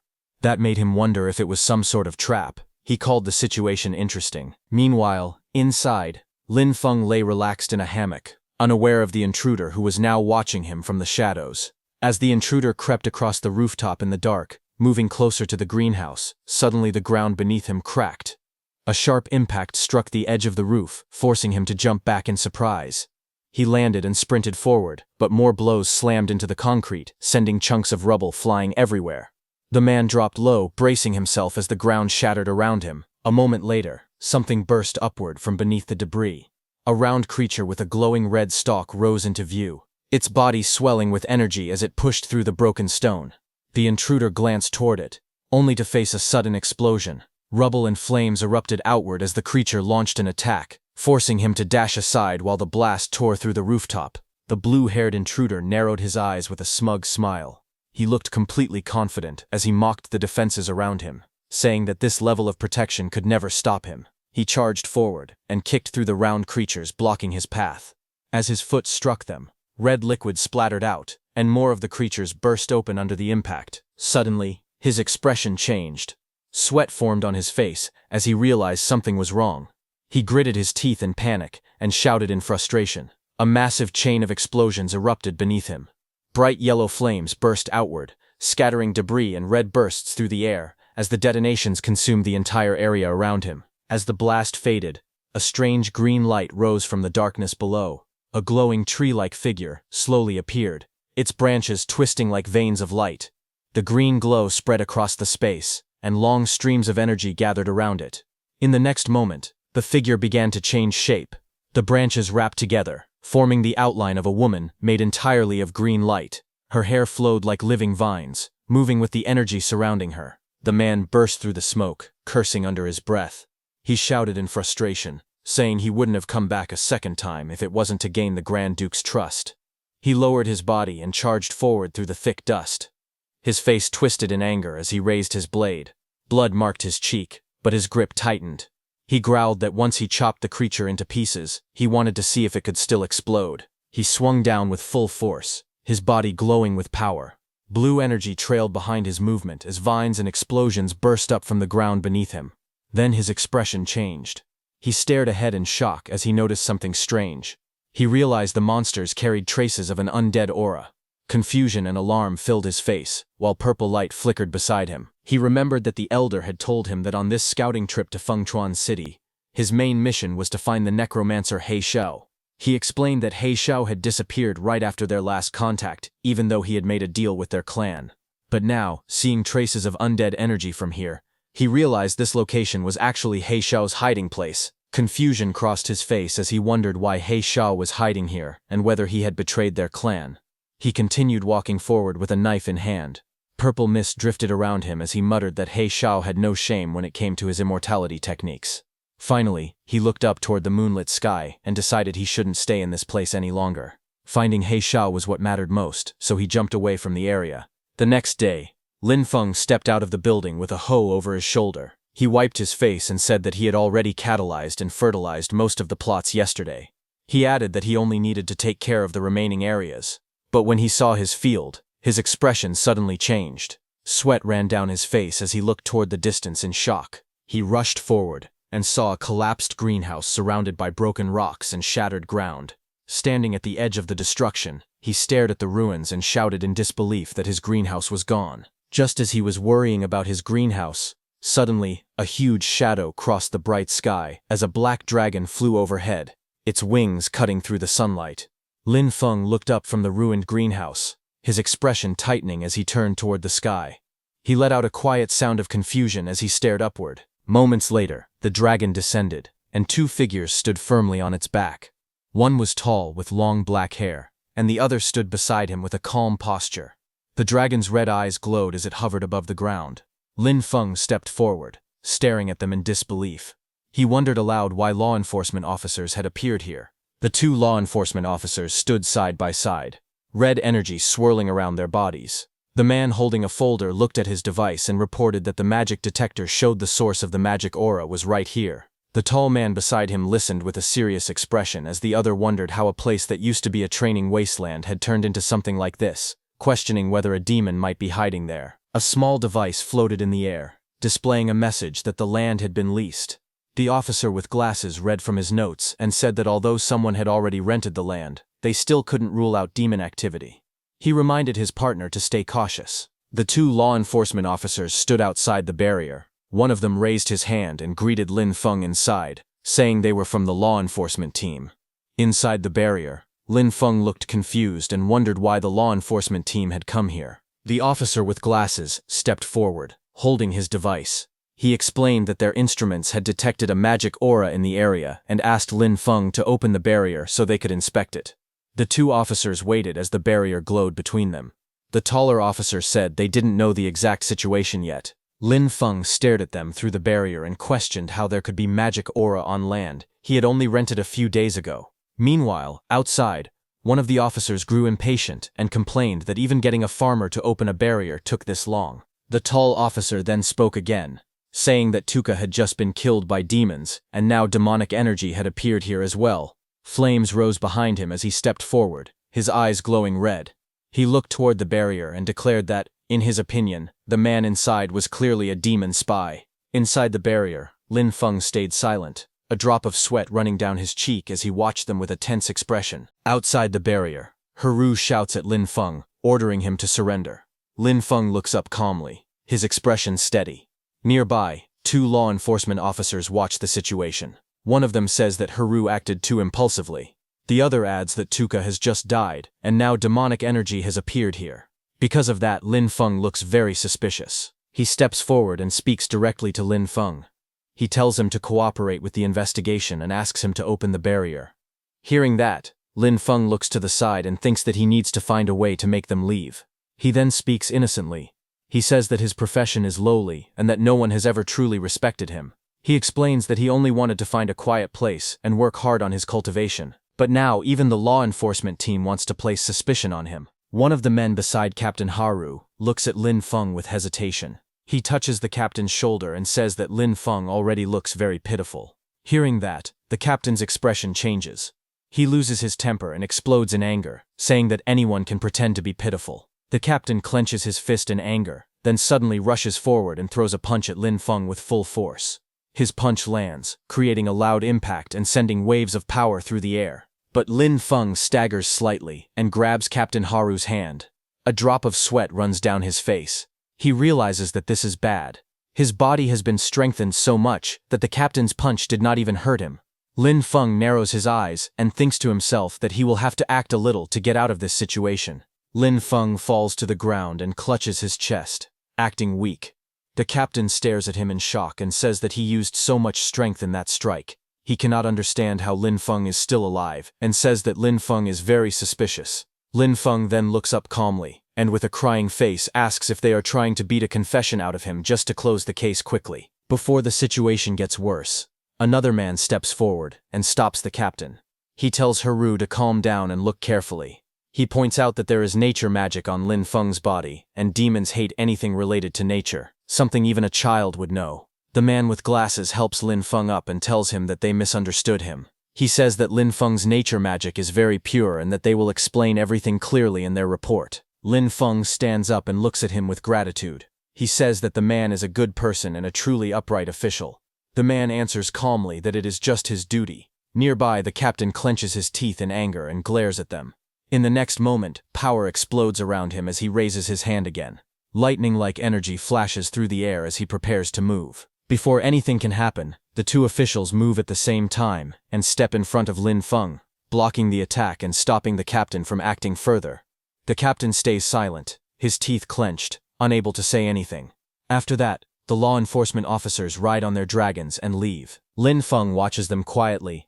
After a moment, he lowers his gaze and thinks to himself that this is troublesome. He realizes that just farming is not enough anymore, and that he will need enough strength to protect himself as well. Just then, golden light flickers in the air, and paper cranes slowly come toward him. One stops right in front of him, and a voice comes out. Lin Feng hears an order telling him to report to the academy training ground the next morning to take part in the freshman ability test and ranking battles. Attendance is mandatory. After delivering the message, the paper cranes disappear. Lin Feng looks at the empty air and lets out a soft sigh, wondering why it is so hard to live a peaceful life. Not far away, 2 figures stand together under a tree and watch him leave. One of them quietly remarks that Lin Feng's nature magic is incredibly pure and powerful. The woman looks at the man beside her and asks if Lin Feng is really just a farmer. The man, who is the Extraordinary Academy's principal, replies that he is not sure. He says that the system shows the boy's registered profession as Spirit Farm Master. The principal narrows his eyes and wonders if even the great level 50 nature Archmage Vela is tempted. The woman says it sounds like a mutated profession. She also feels that the boy is hiding another secret. She adds that this display of nature magic alone is enough to clear him of any suspicion of working with demons, as demons could never fake such life energy because it disgusts them too much. The principal agrees, and says this should silence some people for now. He adds that the real show is still ahead. After that, green nature energy rises and spreads around them, and in the next moment they teleport away. Then the scene shifts to the extraordinary Academy freshman training ground, where many new students have gathered together. Some of them look confused and complain that the interviews are already finished, and they have even chosen their instructors. They do not understand why there is another test. Others agree and say they thought classes would start right away. One student lowers his voice and says he has some insider information, but then laughs and refuses to tell anyone. Lin Feng stands quietly at the side, listening to their chatter without saying a word. His expression remains calm as he looks ahead, waiting for what will happen next. Just then, the pink-haired instructor steps forward and tells everyone to be quiet. She says she knows they all have many questions. She explains why the academy is holding an academy-wide entrance test after the instructor interviews. She says that yesterday, urgent military news arrived from the front. Demon attacks have become stronger, and the fortress outside the third barrier is close to collapsing. She announces that the academy has received orders and must quickly send a group of fresh forces to support the front lines. Hearing this, the students react in shock. Some shout that they have just started school and ask why they are being sent to the front so soon. Others question whether they were not supposed to study and cultivate first. The instructor speaks coldly and says that when a nest is overturned, no egg survives. If the fortress falls, the demon army will march straight toward Fengchuan City. She asks if anyone really thinks they will still be able to cultivate safely then. She ends by saying that this is not a request, but a conscription. In humanity's time of crisis, no one can stand aside. Meanwhile, a pink-haired student stands among the crowd with a young boy beside her. The boy looks up at her and tries to speak, calling her sister, but hesitates. Not far away, Lin Feng stands quietly with his backpack on his shoulder. His expression is calm, and he looks straight ahead without reacting to the noise around him. The pink-haired girl turns back to the boy and gently tells him that it is okay and not to worry. She glances in Lin Feng's direction, her cheeks slightly red, and quietly says that he is very outstanding. She wonders if he will be chosen in the draft. After that, the pink-haired instructor raises her voice and orders all freshmen to enter the training grounds and prepare for live combat testing. The crowd begins to move forward. Lin Feng walks with them, his hands in his pockets. He quietly thinks that as a farmer-type profession, he probably will not be sent to the front lines at a time like this. Otherwise, his farming plan will be disrupted. Soon, the test begins. Lin Feng stands on the field, facing a female student holding a staff. She looks at him and calls him a spirit farm master. She says she has heard that he is good at dodging. The girl suddenly raises her staff and tells Lin Feng to turn to ashes as she attacks. Flames burst out and rush toward Lin Feng. The pillar of fire roars forward, but Lin Feng calmly steps aside. The flames miss him completely. Lin Feng looks at the attack without any panic. He says calmly that it is too slow and that her magic is not condensed enough. He adds that the fire could not even roast the sweet potatoes in his field. Hearing Lin Feng's taunt, the black-haired girl becomes furious. She frowns and begins chanting, speaking of a flame spirit sleeping at the end of the world. She raises her staff and says she will command it. While she is doing that, Lin Feng watches her quietly without saying anything. He gets bored, and before her spell can finish, he suddenly moves. Green light flashes around his arm as he strikes. He tells her calmly that her casting time is far too long. The blow lands. The girl cries out as she is sent flying backward, crashing into the ground. Green energy spreads across the arena as the dust settles. A voice announces the result of the match. Lin Feng is declared the winner. Then Lin Feng's results are displayed one after another. Lin Feng defeats opponent after opponent, and every match ends with his victory. Lin Feng scratches the back of his head and thinks that beating this many people should be enough. He feels that he can lose the next few matches on purpose. While he is thinking that, the black-haired woman steps forward and hands him some water. Lin Feng looks up at her and politely thanks her. The woman smiles and tells him that with his talent and potential, he is more than qualified to aim for a much higher stage. Lin Feng looks slightly surprised and asks what she means by a higher stage. She explains that if he earns enough credits and passes the assessments, he can be promoted into the more advanced Sunwheel Academy. The woman explains that the Advanced Academy has better cultivation techniques, stronger instructors, and even chances to obtain legendary weapons or powerful mounts. Lin Feng listens quietly, then calmly says that he appreciates the offer, but remembering the law enforcement incident, he tells her that he does not really need any of that. The woman looks surprised and asks what he wants instead. Lin Feng smiles lightly and answers that he only wants a bigger and better piece of land so he can farm in peace. Hearing that, the woman looks at him and says that he misunderstood her. She explains that she meant his final goal, what he plans to do after finishing those fields. Lin Feng answers honestly. He says that he plans to farm even more land, so more people can have land to work on. He wants everyone who wishes to farm to have fields. Hearing that, the woman smiles slightly, and thinks that wanting more land means wanting to reclaim all the land. She calls him an ambitious child. Just then, the principal walks over and asks if Lin Feng is not already developing the wasteland in the west of the city. He asks if that is still not enough. Lin Feng laughs loudly and scratches his head. He says that when it comes to farming, the more land there is, the better. Just then, there is a new announcement calling out the next match. The next match is Lin Feng versus Ai Ling. Lin Feng raises his hand slightly and smiles, saying that it is time to go. As he walks toward the arena, the principal, watching him, comments that Lin Feng is very straightforward. The black-haired woman beside him calmly says that if Lin Feng wants something, they should just give it to him. Hearing that, the principal asks the black-haired woman if she plans to take Lin Feng as a student. The woman looks at Lin Feng's back as he walks away and says that he is quite an interesting boy. The announcer calls out and tells them to prepare for battle. Ai Ling, the pink-haired girl, stands across from Lin Feng and says that she really did not expect to fight him. Her grip tightens as she says that she will give this match everything she has. Lin Feng looks at her calmly and gives a small smile. He speaks honestly and says that he cannot beat her, and that he was originally planning to surrender. Hearing him, Ai Ling jumps to attack, asking if he is insulting her. Lin Feng looks at her and calmly questions her choice. He says that she went straight into her second phase at the start and asks if that is really how she wants to fight. Then Lin Feng also makes his move and swings his hand, sending green strikes toward her. Immediately, green vines burst out and wrap tightly around Ai Ling's body, trapping her movements. Ai Ling grits her teeth and swings her leg like a blade, cutting through the vines and breaking free. The black-haired woman watching the fight looks shocked and says that a student below level 10 should not have magic this pure.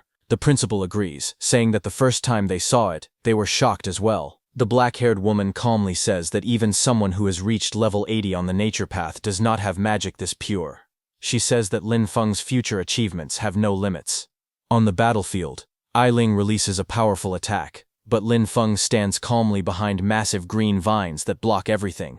The two observers agree that talents like this are extremely rare. With the right teacher guiding him, his growth will be terrifying. After watching for a moment, the woman makes a firm decision. She says that she has decided to take him as her teacher. Hearing that, the principal looks at her and says that it would not be bad if she became Lin Feng's instructor. However, he suddenly pauses and says that she said it backward. The woman looks at him seriously and says that she did not misspeak. She explains that she wants to take Lin Feng as her teacher. The principal turns to her in shock and asks if demons have burned her brain or something. The woman smiles calmly and replies that even if that were true, she still wants to become Lin Feng's disciple. At the Extraordinary Academy's freshman drill grounds, the arena explodes with movement. Lin Feng and Ai Ling clash in a whirlwind of blue energy. Their bodies spin through the air as the force of the attacks shakes the entire platform. Ai Ling charges at him with incredible speed, her weapon striking the ground hard enough to crack the stone. Lin Feng narrowly dodges, the air bursting around them. In the middle of the fight, Lin Feng stays calm. He thinks that he has already shown enough of his strength. He decides that he should pretend to be weak and then admit defeat. But then a voice echoes across the arena. It warns Lin Feng that if he keeps slacking off, the academy will take back the land in the west of the city and use it for something else. Hearing this, Lin Feng slowly turns his head and looks back. The one who said that was none other than the principal. Lin Feng's expression changes as a spark of blue light flashes in his eye. He refuses immediately. In his mind, he shouts that they cannot take back his land. Absolutely not. That land is everything to him. Ai Ling's eyes widen as she watches Lin Feng. She feels his aura shift completely. Before this moment, he had only been defending calmly, letting her attacks come to him. But now, she can tell he is finally starting to fight seriously. Green light bursts around Lin Feng as he moves his arm. Energy gathers at his palm like a swirling storm, glowing brighter and stronger with every passing second. His expression is focused and sharp. Across the arena, Ai Ling steps back. Flames burst from her body as she prepares her strongest spell. Fire wraps around her arms, her staff, and even her legs, rising higher and hotter as she begins chanting. She thrusts her weapon forward, and a massive ball of fire erupts from her magic. The fireball shoots across the battlefield with explosive speed, lighting up the entire arena and tearing into the ground as it travels toward Lin Feng. But before the fireball hits, Lin Feng rushes toward it without slowing down at all. His green energy splits the explosion apart, creating a path straight through the flames, shaking the arena and sending debris flying everywhere. Dust and flames rise in a huge explosion. Lin Feng leaps forward with power exploding from his body. Green light surrounds his fist as he jumps at Ai Ling. He shouts one line as he throws his punch, telling her to take his serious punch. His fist, glowing with pure green energy, drives forward toward Ai Ling with force great enough to shake the arena. Ai Ling's eyes widen in shock as her head jerks back from the blow. She gasps loudly, stunned by how strong the punch is. She shouts in disbelief, saying that the power he released is incredible. But right before hitting her, Lin Feng stops. He lands gracefully and smiles at her. His expression is calm and relaxed, as if the fight had never been difficult for him. He tells her softly that she let him win. In the audience, the students stare at him with their mouths open. One of them shouts that Lin Feng, the farmer, must have been hiding his true strength all along. Another student compares himself to Lin Feng and says that he is the one who looks like a farmer now. That woman with bright green eyes watches with excitement. She points out that Lin Feng's control over the power of nature is extremely rare. She says he commands it as easily as moving a finger, and that his mastery is close to the very origin of nature's power. Then Lin Feng stretches his hand toward Ai Ling, as the announcement rings out clearly. The winner is Lin Feng. After the match ends, Ai Ling stands with Lin Feng's help, her cheeks flushed. She gently holds his hand and looks up at him with admiration. She tells him that he is strong and that she accepts her defeat completely. Lin Feng looks down at her calmly. He tells her that she is the one who is truly strong, and that he only has a lot of physical strength, nothing more. After saying that, Lin Feng lets out a sigh of relief while sweating nervously. In his mind, he mutters that he almost had his land taken away, and that things were dangerously close. Suddenly, the principal appears behind him in a cheerful tone. The principal pats Lin Feng proudly on the back and says that he did well. This is how he should be acting. Lin Feng bows his head slightly and thanks the principal for showing mercy during the evaluation. The principal waves his hand and tells him to keep working hard. He says he is looking forward to watching Lin Feng grow stronger. As the principal walks away, a mischievous smile forms on Lin Feng's face. In his mind, he grumbles that the old man dared to threaten him with his land. He quietly tells the principal to just wait. As Lin Feng walks away from the training grounds, he mutters under his breath with an annoyed expression.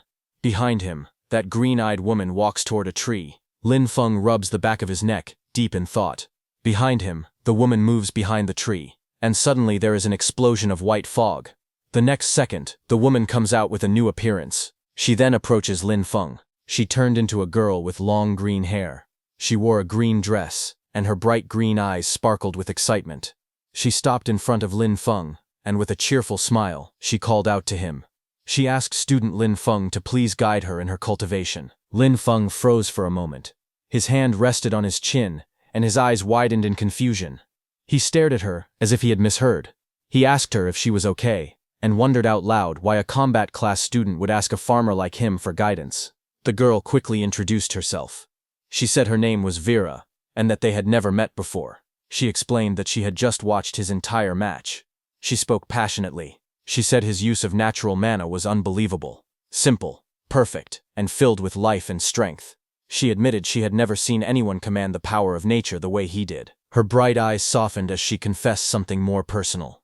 Vera said she had been stuck at her current cultivation realm for a long time. She believed that observing Lin Feng's path might give her the inspiration she needed. Hearing that, Lin Feng scratched the back of his head awkwardly. His eyes were wide and confused as he looked at the green-haired girl. He asked her if she was also a nature-type student. He explained that the nature-type instructors were still away on the battlefield and suggested she wait a little longer. He added honestly that he only knew how to farm. Vera held her hands together and spoke with seriousness. She said that the skilled were the true teachers.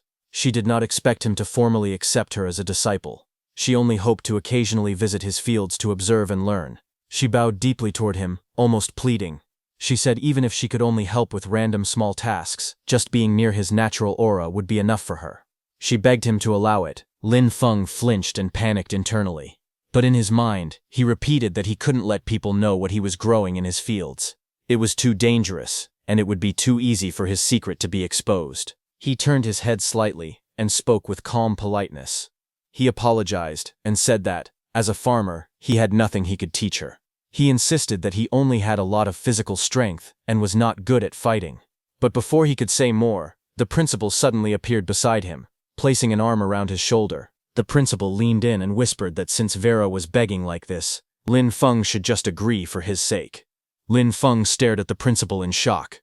The principal brought his mouth close to Lin Feng's ear and whispered a long string of censored words, clearly explaining something privately. Lin Feng slowly responded that whatever the principal had just said sounded not very good. His expression showed immediate hesitation and worry. After hearing the principal's whispered advice, Lin Feng's expression softened.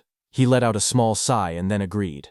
He said that if things were like this, then it was settled. Hearing him, Vera's face lit up instantly. Her eyes sparkled with joy as she thanked him excitedly. She promised she would never disturb him and spoke his name with sincere gratitude. Unable to hold back her excitement, she suddenly rushed toward him and hugged his arm tightly. She asked in a stuttering voice if she could visit tomorrow or no, even right now. Lin Feng looked to the side, embarrassed, but answered calmly. He said it depended on her, and explained that his land was on the west side of the city. Soon after, they arrived at the West City training wasteland, just outside his greenhouse. Vera, now in work-style clothes, moved around energetically. She asked if there was anything she could help with.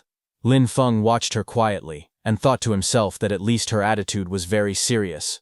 But he also reminded himself that he could never let her see the crops growing inside his greenhouse. Trying to keep her busy, he pointed outward and told her to look around outside for now and get familiar with the place. He explained that he was currently giving some special attention to the newly bred seedlings. Vera turned her gaze toward the greenhouse. Her eyes widened slightly, as if sensing something unusual. A thought rose in her mind. These crops seemed extraordinary. She observed the fields in front of her and realized something shocking. She thought that the crops here had been nourished entirely by pure natural mana. These were high-grade plants, capable of giving temporary attribute boosts. As she stood there in awe, Lin Feng walked further into the greenhouse area, his back facing her, completely unaware of the amazement spreading across her face. Vera leaned forward slightly. A soft smile formed on her face as she looked at Lin Feng's plants and said that Lin Feng was making her more and more curious. Then, 1 hour later, Lin Feng returned. But Vera was still on the ground outside the greenhouse, carefully examining the soil and plants. Suddenly, her eyes widened. She lifted a small piece of soil to her face, staring at it in shock. Her expression tightened with disbelief, and she whispered that it was unbelievable. Lin Feng walked toward her from behind. He looked down at her calmly and asked if there was a problem. Vera stood up halfway and looked up at him, still stunned. She asked him whether the crops here were really grown using only this very ordinary soil. Lin Feng nodded and confirmed it. He said that yes, it was just normal soil. Vera looked even more confused. She asked again, making sure there was no mana crystal powder, no elemental loam. Lin Feng scratched the back of his head and gave her an easy smile. He explained that he had thought about using those fertilizers, but anything infused with mana was far too expensive. With the little money he had, there was no way he could afford them. Lin Feng pointed at a small wilted plant beside him. Its leaves were curled and dry under the sunlight. He calmly explained that these plants were probably malnourished. Vera looked at the weak crop, her green eyes narrowing in thought. A quiet inner voice rose in her mind. She noted that Lin Feng's natural mana was extremely powerful, far stronger than normal. If that was the case, she wondered if she could help him somehow. A moment later, she straightened her posture and spoke with a polite smile. She told Lin Feng that the school actually had a special rule. Students could exchange materials dropped in dungeons for certain items at the academy warehouse. Lin Feng immediately stepped closer, grabbing her shoulders in excitement. His face lit up with hope as he asked her if what she said was really true. Vera nodded and continued explaining. She gave an example. In Storm Academy's level 10 dungeon, Gloom Forest, the final boss, the Shadowfall Kobold Chieftain, sometimes dropped an item called the Chieftain's Fang. She said that this fang could be exchanged for a bottle of Earth Pulse, a rare nurturing resource. She lowered her voice slightly and added that level 10 dungeons were very difficult. Usually they needed around 5 people to clear safely. Then she admitted that what she said was indeed true, but also mentioned that this regulation would soon be cancelled by the academy. Hearing that, Lin Feng's eyes lit up with excitement. A bold smile spread across his face as he clenched his hand into a fist. He said loudly that this was great, and announced that he was going right now. Vera watched him dash away with surprising speed, a hoe in his hand. As she looked at his back, she wondered quietly if only someone with such a pure and simple heart could create such pure natural mana. Soon after, Lin Feng arrived at a massive tree-like structure. At its base, a swirling blue-purple portal glowed brightly, the entrance to the level 10 dungeon, Gloom Forest. 2 academy supervisors stood guard in front of it. A group of students standing nearby noticed Lin Feng running toward the portal. One of them pointed at him in confusion. He asked why a farmer was coming here, and guessed that Lin Feng must have gone to the wrong place. Another student laughed loudly, mocking the hoe in Lin Feng's hand, and joking that he must want to dig up wild vegetables inside the dungeon. Someone recognized him. He said it was Lin Feng, the freshman, and remembered that he was only level 8. Shock spread among them as they wondered if Lin Feng was crazy for coming to a level 10 dungeon alone. Ignoring the comments, Lin Feng approached the supervisors respectfully. He handed them a form and said he wanted to apply for a solo entry into Gloom Forest. One supervisor took the paper and read it. His face tightened with concern. He explained that Lin Feng's level was too low, and that entering the dungeon alone carried extremely high risk. Lin Feng held up the form with a bright smile on his face. He said that according to the academy regulations, any student of the academy had the right to apply for dungeon entry. He politely asked the supervisor to allow it. As he said that, Vera appeared behind him. The supervisor stared at her in shock. His eyes widened as he immediately recognized her. Before he could say more, Vera quickly stepped forward. She put her finger to her lips and told him to stay quiet, signaling him not to reveal anything. The supervisor then took a breath and corrected his posture. He acknowledged that the regulations were indeed true. He wished Lin Feng good luck and told him to act within his ability. He warned that if Lin Feng couldn't win against the dungeon monsters, he must retreat immediately. Then Lin Feng walked toward the entrance area. A group of older students watched him move forward. One of them frowned and asked if Lin Feng was actually an idiot. They whispered among themselves, saying he was nothing more than newly recruited cannon fodder. They insisted he couldn't compare to elite students like them. Another student looked toward the glowing dungeon portal and spoke with cold amusement. He said that it would be better if Lin Feng died inside. Having such a useless junior, he muttered, only brought embarrassment to their extraordinary academy. Then, inside the level 10 dungeon, Gloom Forest, a pack of blue wolf-like monsters rushed forward. Their red eyes glowed fiercely as they lunged toward the intruder. Lin Feng stood calmly in front of them. He called out to his undead companions, telling He Qi and Yu Ye to clear the way. He ordered the others to follow behind and push straight through so they could finish the dungeon quickly. A flash of bright blue light burst ahead. He Qi, covered in glowing markings and swirling energy, charged into the monsters. His figure moved like lightning as he captured all the wolves and water bubbles. Behind him, Yu Ye appeared in dark armor, his body surrounded by a black aura. He swung his weapon fiercely as the wolves threw themselves at him, but none of them could slow him down. Soon, their bodies fell to the ground. Lin Feng walked up to the corpses. Purple energy began to swirl around his hand as he used his Necromancer, Undead summoning power. With a cold, steady voice, he commanded the fallen beasts to rise and become his warriors. A small glowing creature appeared beside him, its body shaped like a cute dog. A blue panel identified it as a kobold undead. Deeper inside the dungeon, the largest chamber opened before Lin Feng. A towering monster stood there, the Shadowfall Kobold Chieftain, level 12. The creature was massive, with long claws, sharp fangs, and red streaks of energy running across its body. Lin Feng looked up at the boss monster without fear. He placed one hand in his pocket and spoke casually. He said this was the final boss, but it didn't seem like much. It looked like this dungeon wasn't anything special either. Lin Feng yawned lazily and told his undead team to go straight for the target, as if the final boss wasn't worth his effort. Ahead of him, the massive Shadowfall Kobold Chieftain raised its glowing weapon high into the air. The boss monster let out a furious roar as it swung the blade downward with full force. But before the attack could land, He Qi, covered in black and purple flames, charged in. His body glowed with dark patterns as he struck the monster head-on. Purple, lightning-like energy burst from his attack. He Qi slammed into the Kobold Chieftain with overwhelming strength. The impact created a huge purple explosion. The force blasted through the dungeon chamber, sending shockwaves in every direction. The ground cracked, stones flew, and the air shook as the explosion blew the chieftain backward. A bright blue shockwave followed, sweeping across the entire battlefield and kicking up debris. A system panel appeared above the scene. It stated that the Shadowfall Kobold Chieftain had been defeated. Lin Feng gained experience, and his level increased to 9. The panel also showed that he had obtained one item, Chieftain's Fang. Below the notification, the chieftain's body lay motionless on the ground, surrounded by glowing drops of loot. Then another system window appeared. It stated that a summonable undead unit had been detected, but the level requirement was too low.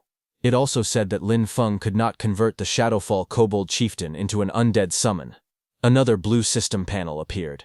It displayed the progress of Death F2A, glitch, showing that the progress bar had reached 10%. Lin Feng looked at the notification with a calm expression. He quietly concluded that he still could not summon monsters stronger than his own level.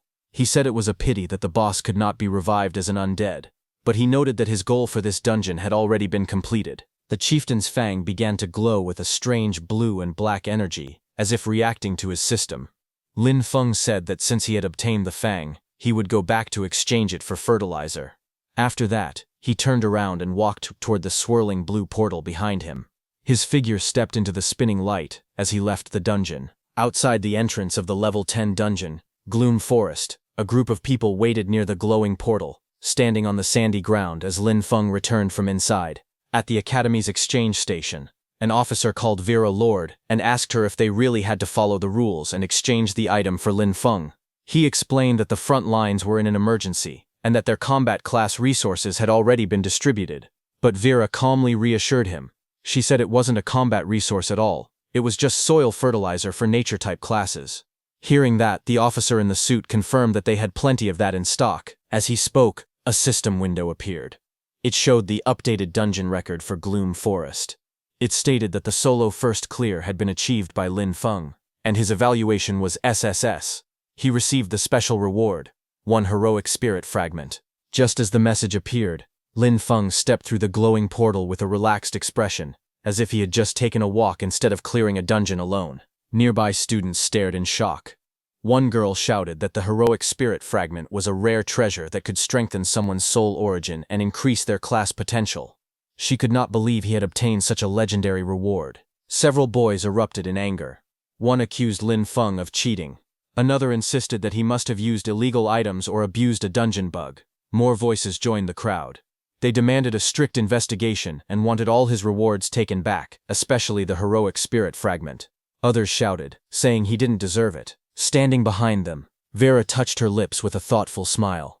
She softly admitted that she had expected Lin Feng to fight through the dungeon at least a few times. She hadn't imagined he would clear it in a single attempt. All the students and instructors surrounded Lin Feng, deciding to confront him directly. Lin Feng looked at the angry crowd surrounding him. With a tired expression, he asked who he had managed to offend this time. At the entrance of the level 10 dungeon, Gloom Forest, Lin Feng stood surrounded by several students who watched him with dark, hostile expressions.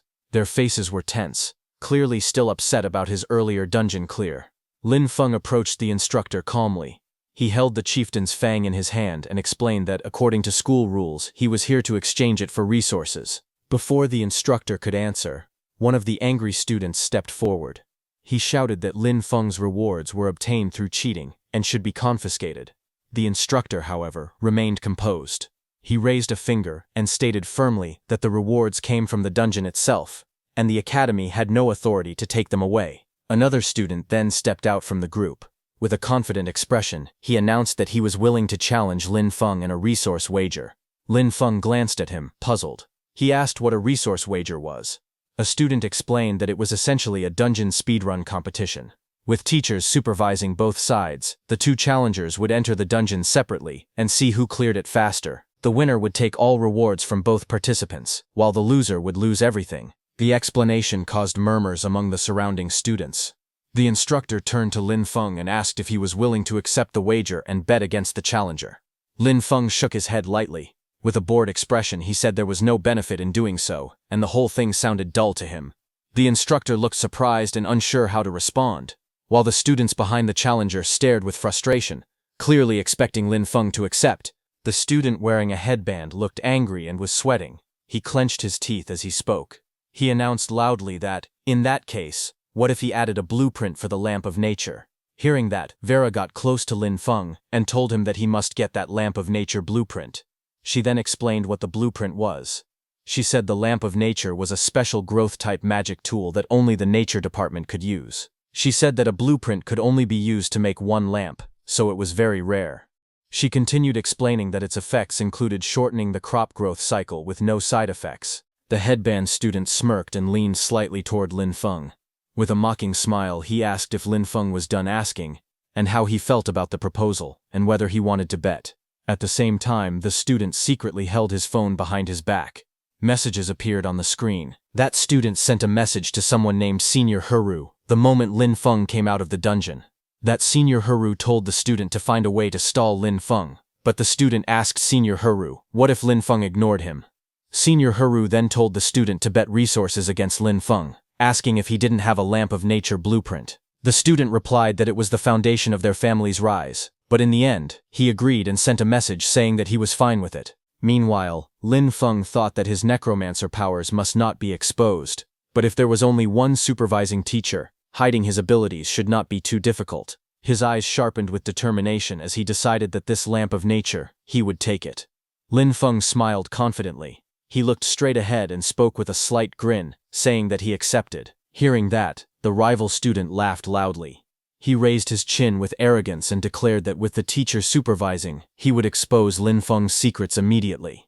Lin Feng stood a short distance away, hands in his pockets, appearing relaxed. The scene shifted to the swirling blue portal of the level 10 dungeon. Gloom Forest. Light spun inside like a vortex. Inside the dungeon, Lin Feng stood beside the supervising teacher. The teacher turned and asked how Lin Feng managed to clear the dungeon so quickly. Lin Feng lowered one hand behind his neck, smiling confidently again. He told the teacher that he would show his strength. Green light suddenly burst around him. Powerful energy swirled in his hand as Lin Feng extended it forward. His expression sharpened as he called out for his farmhands to come forth.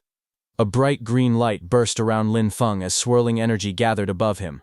From the glow, his undead covered with earth energy formed, towering behind him like a giant guardian. Green waves spun across the area as Lin Feng stood calmly beneath the summoning circle. The supervising teacher stared at the scene in shock. Sweat slid down his face as he whispered to himself. He thought the summoning was unbelievably fast, and the troops Lin Feng called out looked very strong. Lin Feng walked forward with confidence, and the teacher followed him, still watching the green light. The teacher thought that this would be his best chance to observe what ability Lin Feng had used to clear the dungeon alone. Lin Feng suddenly raised his hand. His eyes sharpened, and his voice rang out clearly. He ordered his summoned troops to attack with full force. At the same time, a pack of monsters rushed forward from the darkness. Their glowing red eyes and open jaws showed their rage as they charged straight at the summoning. But Lin Feng's summoned undead reacted instantly. The undead beast covered in plant energy swung forward and slammed into the monsters. Its glowing body crushed through the pack, pushing them back with overwhelming force. The undead bear moved through the light, its hands pushing out powerful attacks. Every strike created another sharp flash, lighting up the dungeon with green sparks. Then He-Chi walked into the swirling energy. Its face was expressionless under the hood, glowing faintly with green lines. He-Chi raised 2 fingers, and magic circles formed around its palms, gathering even more energy. A series of green bubbles erupted all at once. The attacks struck the incoming enemies and shattered them instantly. The sound effects echoed through the forest as everything burst apart into pieces. He-Chi didn't stop there. It raised both hands and released a wave of powerful green lightning. Its attack shot forward like a beam, smashing into the ground ahead. Rocks flew into the air, and the ground cracked under the impact. Pieces of stone scattered everywhere as the blast landed with tremendous force. The teacher stood frozen, his eyes wide and his mouth slightly open. He looked shocked as he watched the scene before him. He muttered to himself that it had taken less than a minute for Lin Feng to completely wipe out a kobold patrol squad of the same level. Cold sweat slid down the teacher's face. He stared at Lin Feng's power, unable to believe what he had just witnessed. In his mind, he wondered if this terrifying strength came from some special class, because the power felt far too overwhelming for an ordinary student. Ahead of him, Lin Feng stood calmly in front of a pile of shattered glowing rocks, the remains of the defeated kobolds. Lin Feng turned slightly and spoke in a relaxed tone. He told the teacher that the kobold patrol squad had been cleared, and now he was preparing to clear the boss room next. Hearing that, the teacher's expression stiffened again. He almost couldn't speak as he followed Lin Feng with his eyes. Suddenly dark energy gathered in front of Lin Feng. A swirling purple and blue vortex began to open before him. Inside the twisting tunnel of the portal, something moved. A moment later, a dark figure shot out of the vortex at high speed. It was a large kobold warrior, its fur standing wildly, and its eyes glowing bright red. Its mouth opened wide as it roared, revealing sharp teeth. The massive kobold leaped straight toward Lin Feng. Lin Feng stood at the front and gave orders with a calm but firm voice. He told the undead bear to raise its shield and move forward. He said everyone else should follow behind. He warned that if any kobolds tried to attack from the sides, they must strike back hard. The undead bear raised its shield, and a bright green explosion burst out from it. Green energy spread everywhere as Lin Feng's undead bear rushed forward. The kobold warrior with glowing red eyes leaped out of the shadows. It roared fiercely and charged straight at the green figure standing in front of Lin Feng. Little did it know that this was Lin Feng's warrior undead, Yue Ye. Yue Ye moved quickly. Its body flashed with swirling light as it prepared to attack. It swung its arm, and bright green power shot forward. Its punch landed directly on the chest of the giant kobold. The energy formed a wide, circular blast that pushed the monster backward with great force. The impact sent the kobold flying backward. Waves of energy spread across the ground, shaking the stones and blowing dust into the air. The teacher stared wide-eyed. His face filled with shock as sweat rolled down his cheek. He shouted that someone with such amazing war potential had to be reported to the principal immediately. Then green light spiraled across the battlefield, as Lin Feng stood at the center of the glowing vortex and called back all his summons. The teacher slowly walked forward, stunned by the sight in front of him. The monster's huge body lay lifeless on the ground, completely immobilized. Lin Feng stood calmly beneath it, surrounded by swirling green light. From behind, the teacher stood on a large rock, looking up at Lin Feng, who towered above him in the middle of the shattered battlefield. Lin Feng turned his head with a confident smile. He asked the teacher if he had finally proven himself. The teacher replied without hesitation, telling him that without a doubt student Lin Feng had proven himself. Later, the two of them walked side by side across the battlefield's broken ground. Lin Feng had his hands in his pockets while the teacher glanced at him from the side. The teacher then asked if student Lin Feng wasn't going out. Lin Feng said the dungeon's scenery was nice, and he wanted to walk around a bit longer. Hearing that, the teacher prepared to leave through the glowing portal. But before leaving, the teacher reminded him that the dungeon would reset 30 minutes after being cleared and told him to watch the time before stepping out through the portal. After the teacher left, Lin Feng walked toward the huge fallen boss lying on the stone floor. The giant beast's body was motionless. Lin Feng looked down at it and muttered that earlier, his level had not been high enough. He clenched his fist and wondered if things would be different this time. Then he stretched out his hand toward the corpse and used his Necromancer summon power. Immediately, dark purple energy burst from the ground.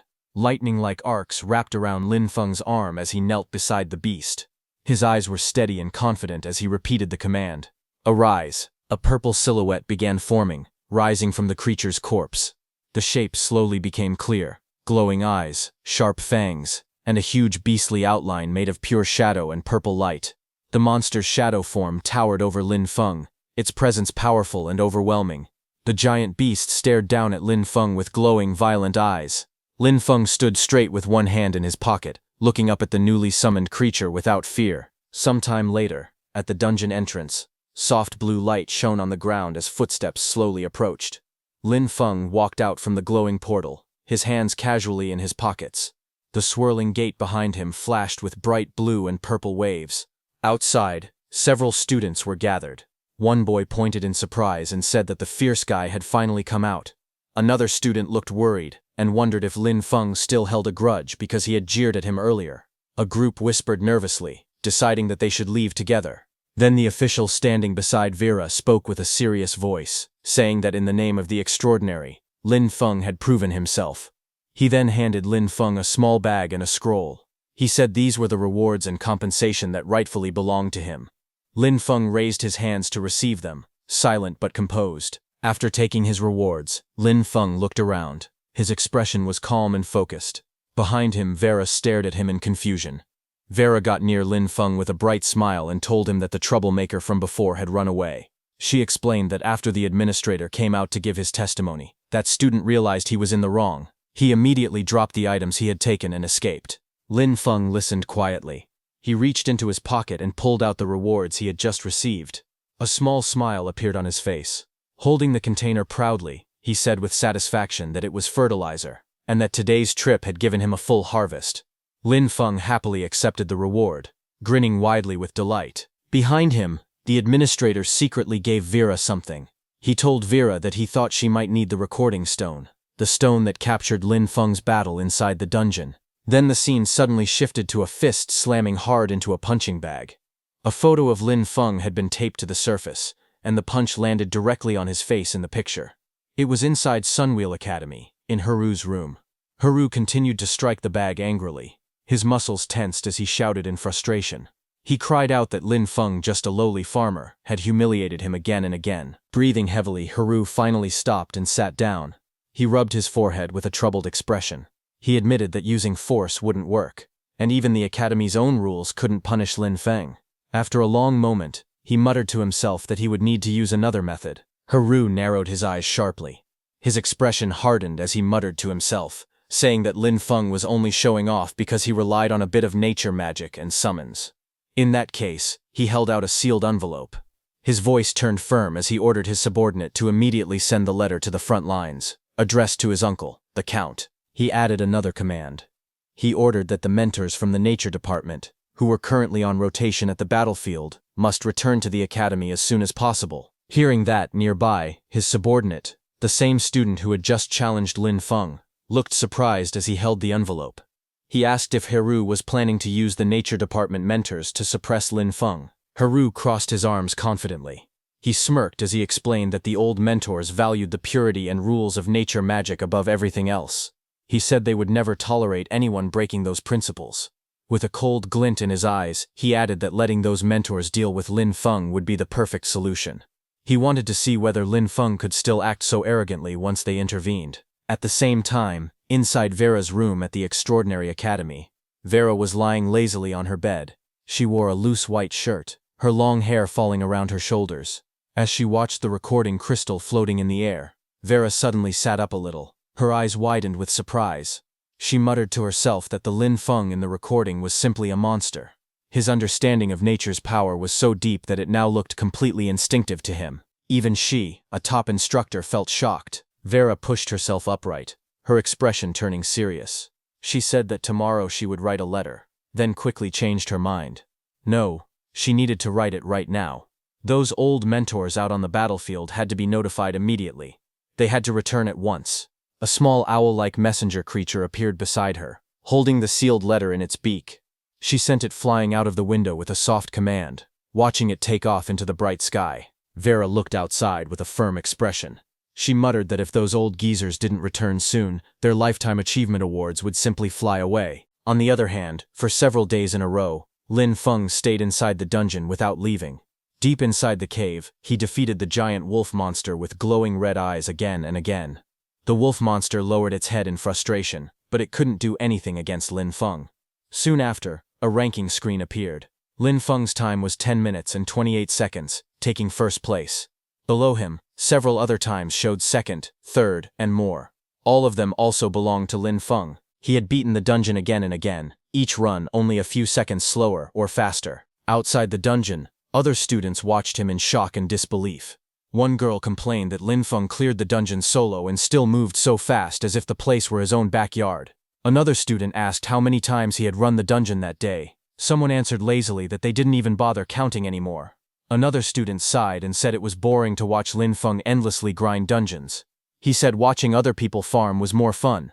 A moment later, Lin Feng walked up to Teacher Chen, holding a box full of sharp wolf fangs. He smiled and said he wanted to exchange them for fertilizer. Instructor Chen looked at him seriously. He told Lin Feng that he had already earned enough credits to apply for a promotion. He said staying in the lower academy no longer made sense for someone like him, and suggested that Lin Feng apply to move up to the upper academy. Lin Feng was surprised to hear that. His eyes widened a little as he repeated the words he had just heard. He asked what it meant to be promoted to the upper academy. The instructor explained that the Extraordinary Academy was divided into two parts, the upper academy and the lower academy. He said the lower academy was meant to train basic talents, just like the Storm Academy where Lin Feng was studying now. The instructor continued. He said that Sunwheel Academy was where elites from all the lower academies gathered. That place was recognized as the Upper Academy, and once someone entered Sunwheel Academy, the rewards they could earn were far greater in both quality and variety than anything offered in the Lower Academy. He added that a place like that was exactly where a genius like Lin Feng should go. Lin Feng listened silently, his eyes narrowing thoughtfully. He quietly repeated the name, Sunwheel Academy, the Upper Academy. Then he smiled slightly and thanked his teacher for explaining all that to him. The scene then changed to the Academy Mission Hall. Lin Feng arrived there and walked up to the counter, speaking politely. He said that he wanted to apply for promotion to Sunwheel Academy. The woman sitting behind the desk looked up at him with a relaxed smile. She asked for his name, department, and credit voucher. He handed over his credit slip, and she took it to check. A screen appeared in front of her, displaying his information. Name, Lin Feng. Department, Nature Department. Affiliation, Storm Academy. Current credits, 30,135. A few students nearby noticed it and began whispering. One of them said in surprise that Lin Feng actually had 30,000 credits. Another recognized him, calling him the guy who had crazily farmed Gloom Forest again and again. They wondered aloud how many times he must have cleared it to reach that number. The woman behind the desk finished checking his information. She told Lin Feng that his credits were verified and handed him a promotion mission scroll. She explained that once he completed the mission and passed the final review, he would officially become a member of Sunwheel Academy. Lin Feng accepted the scroll. Then he asked calmly if, after his promotion, he would be able to exchange for gold-grade supplies. The red-haired woman explained that since Lin Feng was still part of Storm Academy, he could only exchange his credits for supplies ranging from bronze grade to silver grade. The blue-haired woman sitting at the table added on. She said that after Lin Feng completed his promotion, he would be able to exchange his credits for gold grade, to even platinum grade rare supplies. Hearing this, he nodded politely and said his thanks. Lin Feng then walked through the academy mission area. He was surprised to see that his mission only required going to the defensive line area outside the city to look for something. Lin Feng thought that the location was close to the manor, so the task shouldn't be difficult. However, before he headed there, he said he needed to pick up something first. Lin Feng then walked alone through the academy's bright corridors and open walkways. Light reflected off the white buildings as he entered a nearby room. Inside, an older man with a blunt, straightforward tone handed Lin Feng a glowing, star-shaped object. The man told him that although the Lamp of Nature was only a silver-grade item, its effects were not weaker than many gold-grade items. He warned Lin Feng to maintain it properly and be extremely careful not to let it touch or absorb necrotic energy. Lin Feng smiled calmly and thanked the senior for the reminder. His expression was relaxed and confident as he held the glowing lamp in his hand. After that, Lin Feng went outside and checked left and right to see if anyone was following him as he walked across the grass near the academy. Lin Feng walked deeper into the forest. As he walked between tree trunks and bushes, a thought appeared in his mind. That blacksmith had said that the Lamp of Nature could not be corrupted by necrotic energy. Even though the blacksmith had said that, Lin Feng still felt something strange in his heart. He didn't know why, but he had a strong urge to test it. Soon he sat on the ground and took out the Lamp of Nature which floated in front of him.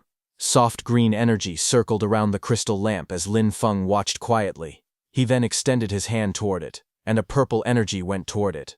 The green nature energy of the lamp got mixed with the sudden purple necrotic energy. The next second, a huge undead skull appeared behind the lamp, glowing bright purple with fierce eyes. Bone-like structures formed around the lamp, turning it into something terrifying. Lin Feng was shocked as purple flames surged around him. He stared at the lamp closely. He then understood what had happened. The Lamp of Nature had completely changed. It had transformed from a nature-type item into an undead-type item. Lin Feng then infused natural energy into the lamp. The forest lit up with a bright flash of green light bursting through the trees. As the green energy calmed down, Lin Feng appeared sitting on the ground with the lamp returned to its green crystal form. He quickly hid the transformed item before anyone could notice. After hiding it, he immediately stood up beside the giant trees, brushing off leaves from his hair. He acknowledged that he was lucky. The item seemed to be sentient. By channeling nature-type mana into it, he could restore it to its original state, as the Lamp of Nature. Otherwise, explaining its sudden transformation would have been impossible. The scene shifted to the outskirts of the city, showing the broad exterior of Lin Feng's farm. Inside the large greenhouse-like structure, Lin Feng stretched his arms upward as he hung the restored Lamp of Nature from a wooden beam overhead. Sunlight filled the place, casting warm reflections across his back. He stepped back afterward. His expression was calm as he examined the lamp now suspended high above him. Just as he did that, he looked at the vegetable fields outside. Rows of giant, healthy cabbages started growing very fast, illuminating the crops in soft, bright light. Lin Feng stood quietly watching this. He said that the power of the lamp of nature was truly terrifying. Even on the first try, it could make crops grow extremely fast. As he got dressed, Lin Feng mentioned that the Extraordinary Academy would surely have even more things like this. He said he needed to finish the Upper Academy promotion mission as soon as possible. After putting on his clothes, Lin Feng rushed forward, wrapped in a bright blue energy aura as he sprinted out of the farm. Just as he left, inside the farm, Lin Feng's blue undead came out near the wooden doorway of the greenhouse. It looked at the place where the lamp of nature was with confusion. Slowly, the blue undead raised its hand and took hold of the lamp of nature. Meanwhile, far away at the edge of the abandoned watchtower, the cracked pink tower stood under the light, surrounded by drifting smoke. As Lin Feng arrived at the site, he stared up at the towering pink watchtower covered in cracks. Mist and strange lights surrounded the entire area. He narrowed his eyes and muttered that this was indeed the mission location. He stepped forward carefully. Because it was a search mission and the mist was thick, he reminded himself to stay cautious. The air was cold and visibility was low. When he crouched down, he noticed something on the ground, a footprint. He examined it closely. The mark looked fresh. That meant someone had been here recently, maybe only moments ago. Surprised, Lin Feng wondered who would even come to such a strange and foggy place. Before he could think too long, he heard a sudden sharp noise echoing through the mist. He immediately looked up, alert and focused. At the top of the watchtower, two figures stood in the swirling fog. One of them shouted urgently for the other to hurry. Their young master had ordered them to steal the mission item before Lin Feng arrived so they could make him fail the task. A moment later, one of them laughed excitedly. He yelled that he had found the item. They were two men in suits, who stood inside the mist-filled watchtower. One of them had found the book that was Lin Feng's mission item. One man grabbed the thick book in his hands, while the other kept watch near the railing. The man holding the book spoke nervously. He warned his partner to keep his voice down, saying that Lin Feng could show up at any moment. The other man showed no fear. He scoffed, saying there was nothing to worry about. When the time came, they could just burn the book using fire-type magic. The man with the book looked at him in disbelief. The standing man shrugged, tossing the book casually into the air. He explained that if the item was destroyed, Lin Feng wouldn't be able to complete his mission either. Suddenly, a gust of energy burst through the area, and the book fell from the watchtower. Lin Feng below caught the book in his arms before it could hit the ground. His eyes narrowed as he secured the thick volume. He looked at the two intruders with a faint smirk, asking if they meant he should thank them for making it easier. Both men froze. Their faces twisted in panic as they realized Lin Feng was already there. One shouted in anger, blaming the other, and saying everything was his fault. The man barked an order at his companion. He shouted for him to snatch the item back from Lin Feng. The two men lunged forward at high speed, blue flames bursting from their hands as they charged toward Lin Feng standing below. Their suits fluttered violently from the force as they leapt off the railing, aiming straight at their target. Seeing that, Lin Feng reacted immediately. A green glow surged around his hands as sharp tree roots erupted upward from the ground. The blades of tree roots shot up in a straight line, tearing through the ground and intercepting the attacker's path. The two suited men lost control mid-air, their bodies spinning helplessly as the tree roots wrapped around them. Lin Feng hung both of them upside down, completely bound by layers of tree roots. Their eyes bulged in shock as they dangled helplessly.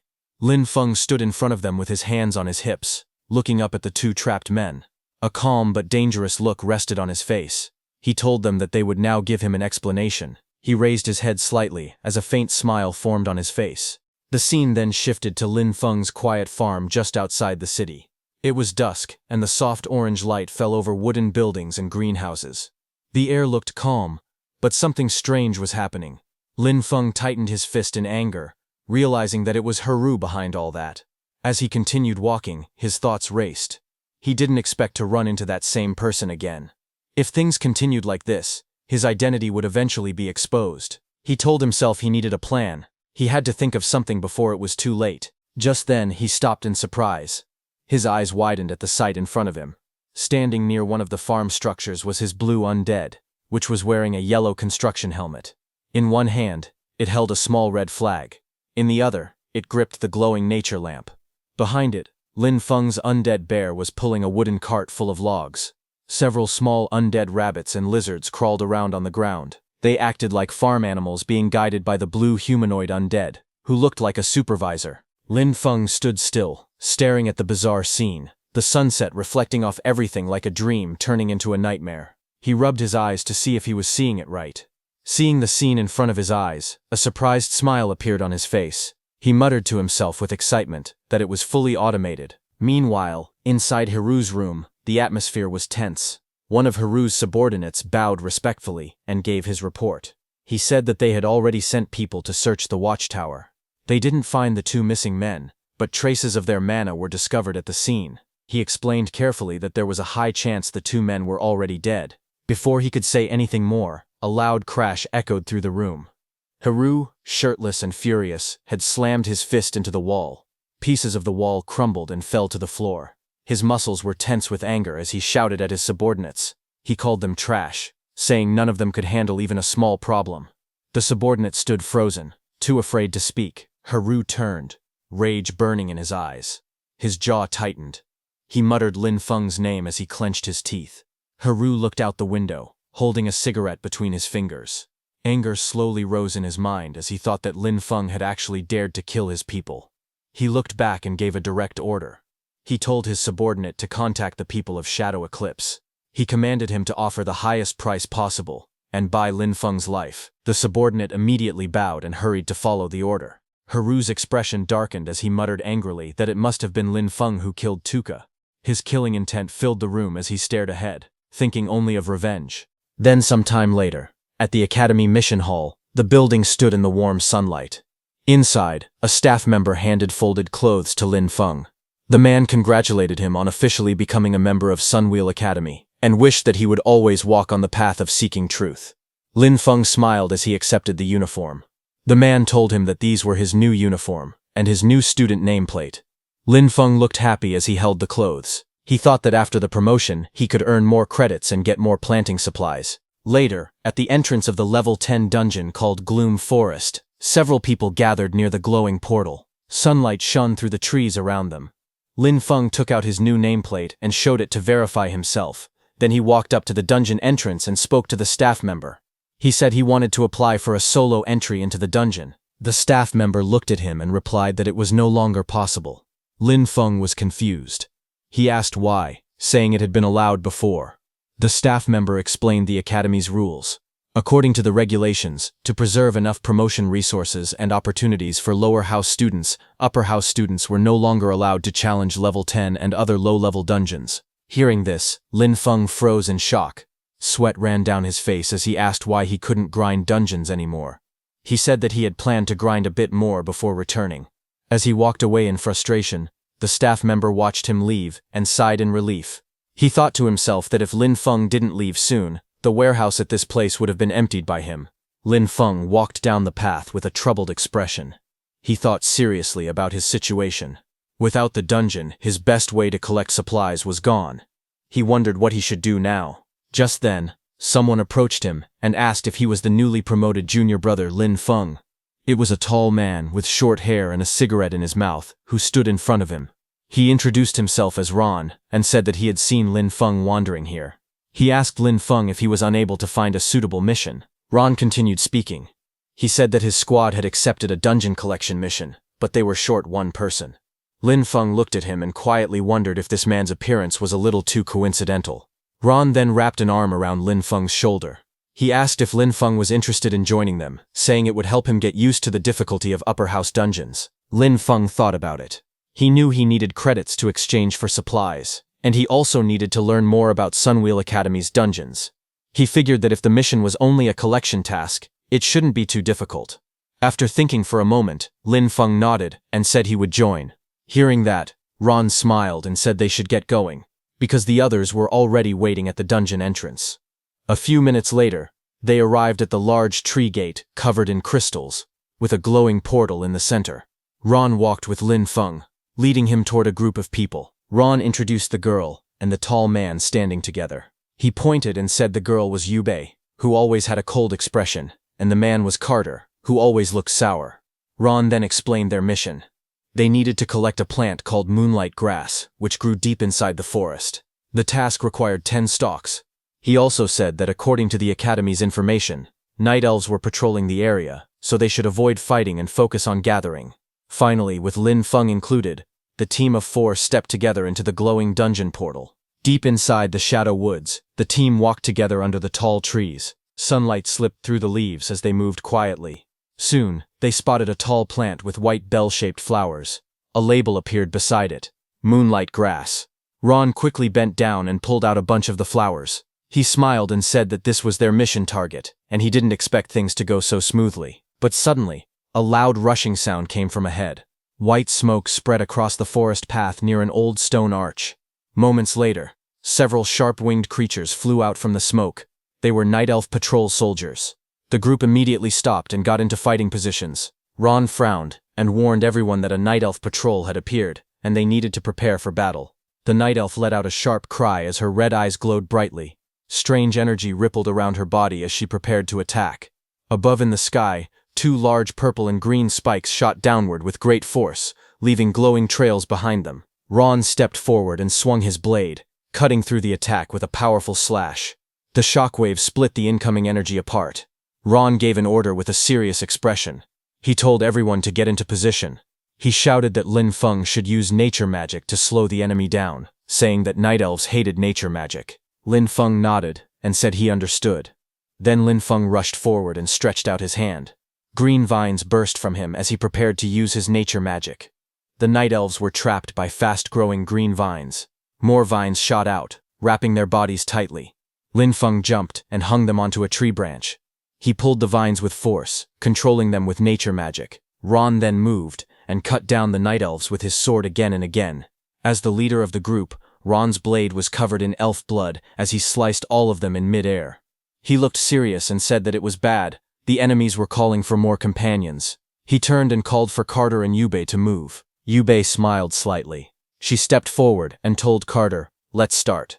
Carter nodded and said Roger that. He then placed his weapon on the ground and injected energy into it as he used his earth skill. A huge crack suddenly opened in the ground. Many of the night elves fell into the deep trench. But in the process, Lin Feng also lost his balance and slipped off the edge. He grabbed the cliff wall with one hand, barely holding on. He looked up at Ron in confusion, realizing what they really were. The team stood above the cliff. Ron apologized with a small smile. He said he was sorry and explained that Carter had just learned this skill and wasn't very good at it yet. So Lin Feng got caught by accident. Lin Feng, hanging from the cliff, looked at the group above him and asked if they really didn't plan to save him. Ron smiled and said it wasn't that they refused to save him. He explained that the junior brother, who had just been promoted to the upper house, was stubborn and acted on his own. He went alone to fight elite-level monsters. In the end, he died by himself, and they couldn't do anything. Lin Feng, still hanging from the cliff, asked if they weren't worried about being exposed for killing an academy student. Ron kept smiling and explained that the Sunwheel Academy nameplate had special processing. It could record strong magical energy. After Lin Feng died, they planned to take his nameplate and use it to record the elite monster's magic. Hearing that, with a bored expression, Lin Feng raised one last question. He asked if there was really no other way to know what happened here. Ron looked down at him and told him to trust them, saying they had done this many times and were professionals. Hearing that, Lin Feng nodded slowly and said he understood. Lin Feng then slowly opened his hand and let go, releasing his grip on the cliff edge. Lin Feng's body dropped straight down into the deep crack, falling fast without panic. Above, Ron laughed proudly. He said that Lin Feng must have known he couldn't resist, so he chose to jump and die quickly. But Ron suddenly froze. His eyes widened in shock, and sweat rolled down his face as he looked ahead. From inside the crack, Lin Feng hovered in the air, rising slowly with dark energy swirling around him. Everyone looked up at him in fear, as the energy behind him grew stronger. Lin Feng's expression stayed cold as he calmly asked if they were ready to face his legion. Ron's group looked shocked as they saw Lin Feng flying. Ron shouted that this was bad. They turned and saw Lin Feng's huge undead monsters standing in front of them. Yubei repeated that this was not good. Lin Feng's mage Undead smiled brightly as it raised its hands and formed a heart shape before releasing a huge blast of energy. Blue light exploded everywhere, hitting Ron's position directly before erupting violently. Injured, Ron stared in fear and stuttered that Lin Feng was using Undead. He asked if Lin Feng was a Necromancer, saying it was impossible. Lin Feng stood calmly, touching his chin. He looked at the frightened Ron and asked if those were his final words. Beaten and exhausted, Ron looked up with tired eyes. He slowly said that they should talk. He told Lin Feng that they had no real conflict, and claimed that everything was arranged by Haru. He begged Lin Feng to let them go, saying they now knew they were wrong. Lin Feng looked at him calmly and replied that they didn't truly know they were wrong, they only knew they were about to die. Ron hurried to explain. He said that Haru always believed Lin Feng had killed Tuka. He offered to help Lin Feng testify against Haru. Hearing that, Lin Feng crouched down and asked Ron who Tuka was. Ron froze, sweat dripping down his face, unsure how to answer. Lin Feng straightened up and waved his hand casually. He said it didn't matter anymore, and ordered his summons to bury them.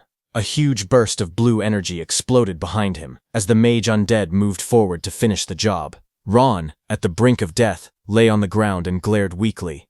He shouted that he cursed Lin Feng to die a horrible death. Lin Feng stood above him with one foot on his face. He said that their good days were only just beginning. As they all died, Lin Feng looked at their corpses and used his Necromancer power, ordering them to rise. All three of their corpses pushed themselves up from the ground. Dark marks spread around them. Ron and the other two stood up in purple and blue undead forms. All three looked at Lin Feng and knelt down. Lin Feng watched them and spoke calmly. He asked if undead created from humans naturally had higher intelligence than undead from other creatures. Lin Feng then held Ron's and the other two's nameplates in his hand, and suddenly felt the magic of night elves coming from afar. Seeing that, he thought that he didn't need to handle the aftermath. But then he thought that since people had died, it was best to go back and report it. Lin Feng then walked toward the glowing blue portal, planning to leave. He reached out his hand, but the portal did not let him exit. He paused and wondered what was happening, and why he couldn't go out. He stood in front of the portal, touching his chin, and thinking quietly. Just then, a system window suddenly appeared in front of him. It said that a special item called Regret of the Past had activated. The message explained that the exit would stay closed until the dungeon was fully cleared. It also said that inside this dungeon, all of his attributes would become 200% stronger. Before Lin Feng could understand anything, suddenly the ground behind him cracked open, spreading dark shapes across the trees.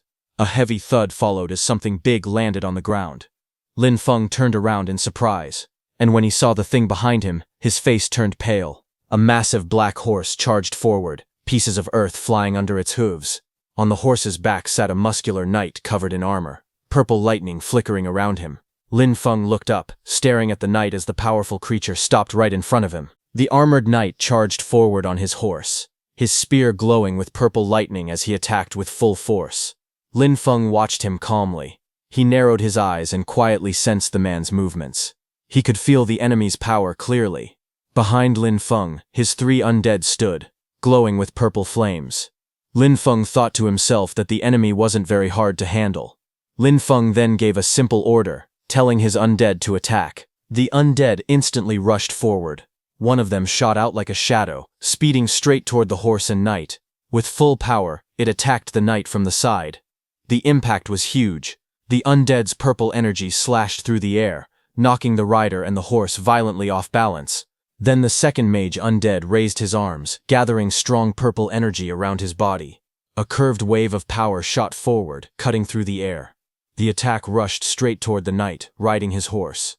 The horse reared up as the purple energy wrapped around them, trying to trap them. The knight was thrown off balance. He fell from the horse, hitting the ground hard. Just then, the third undead's purple slash came flying from the side. She stood on a tree branch, swinging her sharp purple arrows with ease as she aimed her next attack. The knight's body was pierced by dark energy arrows, sending blood flying as he fell back. Nearby, Lin Feng calmly ate a banana and observed the fight. He noted that the undead this time moved with sharper instincts and even worked together, but he still felt something was missing. Just then, a blast of purple energy crashed into the ground, throwing debris everywhere. The wounded knight struggled up, demanding to know why Lin Feng could use the power of death. Lin Feng only looked at him for a moment, thinking quietly. Then he smiled brightly, telling the knight that he wouldn't understand. Saying that, he ordered his undead to finish the job and bury the knight. The knight who was standing suddenly froze as a black claw-shaped hand shot through his body. His eyes widened in shock. It was Lin Feng's bear undead. The knight dropped to his knees as several dark arrows were lodged in his back and chest, and a big hole was in the middle of his chest. Just then, Lin Feng's undead bear roared and jumped high into the sky, landed on the knight, and killed him instantly. A blue screen appeared in the air, showing that the dungeon clear progress was at 50%. Lin Feng looked at the system notification in surprise and muttered that this dungeon used a dual boss system.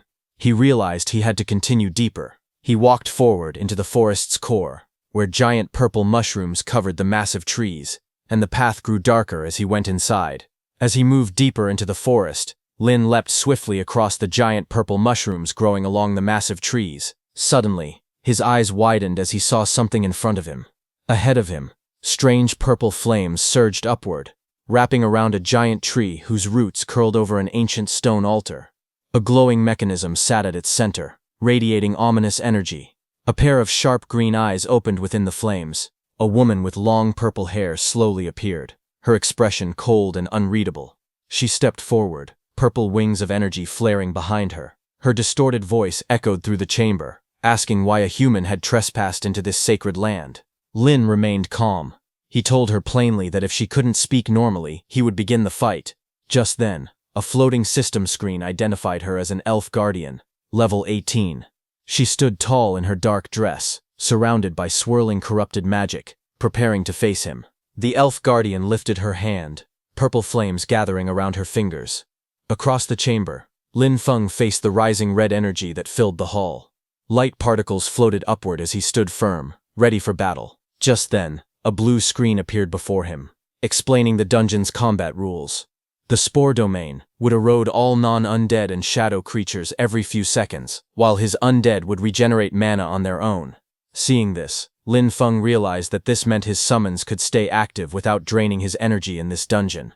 A small smile formed on his face. He called the effect "regret of the past" a good thing. Then his undead figures appeared behind him, glowing with dark and pale energy. With confidence in his voice, he ordered them to crush the enemy. On the other hand, outside under the clear blue sky, Haru stood before the massive tree and the glowing dungeon gate which Lin Feng had entered. He spoke calmly, saying that even if Ron and the others failed, the dungeon still had a final boss waiting inside. He explained that regret of the past might boost attributes, but its true purpose was to trap anyone who entered. A smile formed on his face, and he muttered that even a 200% or 400% increase in attributes wouldn't be enough to defeat such a boss. The thought made him laugh with excitement, thrilled by the chaos that would follow. Meanwhile, deep inside the dungeon, a violent burst of blue energy exploded from the arena floor. From within the smoke, Lin Feng's mage undead slowly stepped out, radiating power while dragging the elf guardian. Lin Feng, inside the dungeon, watched with a blank expression, chewing on a banana as if nothing surprised him. A blue-white mist filled the dungeon floor as the mage undead knelt, grabbing the purple-haired elf guardian by her hair. She collapsed to her knees, trembling. Lin Feng walked toward them calmly. Seeing him, the elf guardian suddenly fell back in shock, staring at him. In anger, she stared at the warrior knight, who was originally He Peng the Necromancer. Her distorted voice broke through the haze as she asked him why he had betrayed them. Hearing that, Lin Feng looked at the knight undead He Peng, who was confused, wondering if she was talking to him. The elf guardian glared fiercely, her green eyes shaking with anger. She shouted that he had destroyed her queen's hatchery, and warned that the queen would come for him. But suddenly, her strength faded. She collapsed onto the glowing red floor, whispering her final words, that the queen would find him. Suddenly, the whole ancient stone altar split apart as massive stone fragments fell to the ground. Then something shot upward, exploding in a burst of blinding light. A white pillar of energy spiraled out from the shattered earth, its swirling force filling the dungeon chamber. Lin Feng stood before it, watching calmly as the raging light climbed higher. A system screen appeared behind him, telling him that the Gloom Forest dungeon had been cleared. The clear time was 2 hours and 17 minutes, which was a new record. The dungeon clear evaluation was A. The system started calculating rewards. Purple energy flickered around him as he read the message. He took a bite of his banana and nodded, satisfied. He felt stronger than before. When the light faded, something new appeared at the center of the chamber. A large dark purple egg wrapped in flowing sinister energy. Lin Feng stepped closer, narrowing his eyes. He stared at the strange object pulsing before him, wondering what it was. He stepped closer and touched the massive purple egg inside the cavern. Immediately, a floating screen appeared above it. It showed the item's name, Embryo of the Chthonic Demon, a mythical-grade object that was currently inactive. The description said it was a life seed left behind after an ancient chthonic demon had fallen, and it needed special conditions to hatch. Its current status was dormant, but it reacted to a strong death aura, increasing its affinity. Lin Feng stepped closer and placed his gloved hand on the egg's surface. His eyes narrowed with curiosity as he whispered to himself, wondering what this black egg really was, and why the hatchery had such a strange item. He then lifted his hand, revealing a small silver ring resting on his palm. The ring was a simple storage tool. Purple energy surged out from the ring. The energy stretched toward the egg, surrounding it as he used the ring to store the giant egg away. Right after that, a blue portal opened beside him. Seeing the exit portal open, he wondered if he should return immediately. He stood still for a moment, thinking. Then he turned around and went back into the dungeon, leaving the dungeon exit portal behind. Lin Feng moved toward the fallen boss, a level 18 monster whose body lay cracked on the ground. He estimated that turning such a strong creature into an undead would consume a lot of energy, but once converted, it should reach the same level as Xiao He. With a faint smile, he raised his hand and spoke a single command. Arise. Dark energy wrapped around the corpse. The monster's form shifted and reshaped, turning into a sleek black and purple armored undead with glowing lines pulsing across its body. The undead slowly lifted itself from the rubble, landing lightly before him and looking down. Suddenly, its eyes opened, sharp, bright, and intelligent. It declared in a cold, echoing voice that she was the Death Executioner. Hearing that, Lin Feng's eyes widened slightly. He hadn't expected that it could actually speak. The purple-armored undead stood before him, glowing with sharp violet light. Lin Feng asked if it could talk. The undead answered firmly, saying she was the Death Executioner. Lin Feng told her he knew who she was, but the undead cut off his words and repeated that she was the Death Executioner. Hearing that, Lin Feng stared silently for a moment, but the undead again said that she was the Death Executioner. Lin Feng sighed in frustration, realizing what was happening, and told it to stop talking. From the swirling blue portal, Lin Feng stepped out of the light and returned to the outside from the entrance of the Gloom Forest dungeon, his figure emerging calmly from the gateway. Seeing him come out completely unscathed, Haru was too shocked and asked how this was possible. The students gathered outside the dungeon entrance were stunned as news spread that Lin Feng had cleared the Gloom Forest alone. One student stumbled back in shock, unable to believe what he heard. Others whispered that the dungeon usually wiped out entire 5-man squads, yet Lin Feng had walked out unharmed. Lin Feng's principal stepped forward, surprised to see only Lin Feng emerge from the portal. He calmly asked where Ron, Carter, and Yubei had gone. Lin Feng lowered his gaze and explained that their group had been ambushed by night elves while collecting moonlight grass. In the chaos, they were separated. He handed their name badges to the principal, telling him that he barely escaped alive, accidentally triggered the boss fight, and survived by luck. A single tear slid down his cheek as he said the other 3 were likely in grave danger. Hearing this, the principal examined the traces of magic on their name badges and confirmed that the power lingering on them did indeed come from night elves. His expression darkened as the situation became clear. Haru's fist tightened, shaking with anger. His expression grew tense as he stood among the group, listening to what Lin Feng was saying. The principal then questioned Lin Feng, asking if he had faced anything unusual after entering the dungeon. Lin Feng explained that as soon as he entered, he received a strange effect called regret of the past. Hearing that, the principal frowned and asked if he had made any enemies recently. Not far away, Haru watched them in disbelief. He couldn't accept what he heard, thinking it was impossible for Lin Feng to defeat the dungeon's boss alone. He wondered how anyone could achieve something like that. Hearing the principal's questions, Lin Feng turned his head slightly, his eyes focused as if he were searching for someone. He saw the students standing together in the sunlight, dressed neatly in white shirts and ties. Among them, he immediately noticed Haru, who was tall and wearing a black shirt. Seeing Lin Feng looking at him, Haru's expression became tense, and sweat rolled down his face. Lin Feng lowered his head slightly and acted as if he were thinking about any enemies he had made. Then he smiled politely and told the principal he didn't know much, saying that he had just been promoted to Sunwheel Academy. Hearing that, the principal nodded seriously, promising to investigate everything and ensure justice. Lin Feng bowed gratefully, thanking the principal and saying he was counting on him. Meanwhile, Haru watched them from behind, his fists trembling and his jaw tightening as frustration built inside him. Suddenly his face turned pale with shock. His eyes widened as he realized something alarming. He panicked and immediately started running, his steps desperate as Lin Feng's ominous aura spread around him. Then at night, the farm building stood quietly under the sky. Inside, Lin Feng sat beside the large purple embryo, wiping sweat from his neck. He noticed something strange and thought that the embryo had been fine outside the dungeon, but the moment he returned to the farm, it suddenly became restless. He remembered Savis's last words before dying and wondered if the embryo had been placed inside the dungeon on purpose to be raised there. He touched the glowing shell and was shocked when the light reacted to him. Both his magic types, undead magic and nature magic, seemed to influence the embryo at the same time. He stared in confusion. Normally, those two kinds of magic could never coexist. He stepped back and wondered why this was happening. Just like him, the embryo seemed able to contain both magic attributes within itself. He crossed his arms and walked with a stubborn expression, thinking to himself. He noted that he was human, yet the embryo clearly looked like something created by the demon race. Not understanding anything, he raised his hand and put the embryo back into his storage ring. He stared ahead and came to a conclusion. He rolled down his sleeves and tightened his tie, preparing himself. He decided there was only one way to handle the situation. Later, Lin Feng walked through the hallway and knocked on a door marked Principal's office. A voice from inside told him to come in. He stepped into the room. The principal looked up from behind his desk and asked why Lin Feng was still awake so late. Lin Feng took out the embryo from his storage ring. The principal walked toward the strange purple embryo floating in the room. Lin Feng said that it was difficult to explain, so the principal should see it himself. The principal examined the embryo closely. His expression tightened as he asked where Lin Feng had found it. The principal cast a sound barrier around them. Lin Feng then explained that he had gotten it inside the Shadowwood dungeon. It had dropped after he defeated the final boss.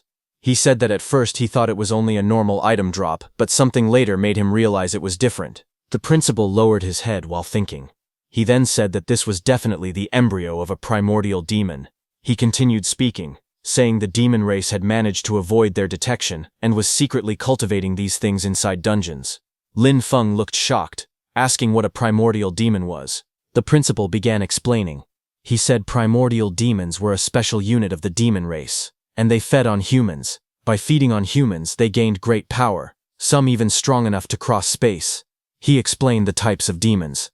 Small creature-like demons were standard type 1. Then came larger muscular demons who even fought with weapons. They were type 4 demons. Next came giant dragon-like beings that appeared in a swirl of blood-colored energy. They were blood lair lords. The principal continued speaking.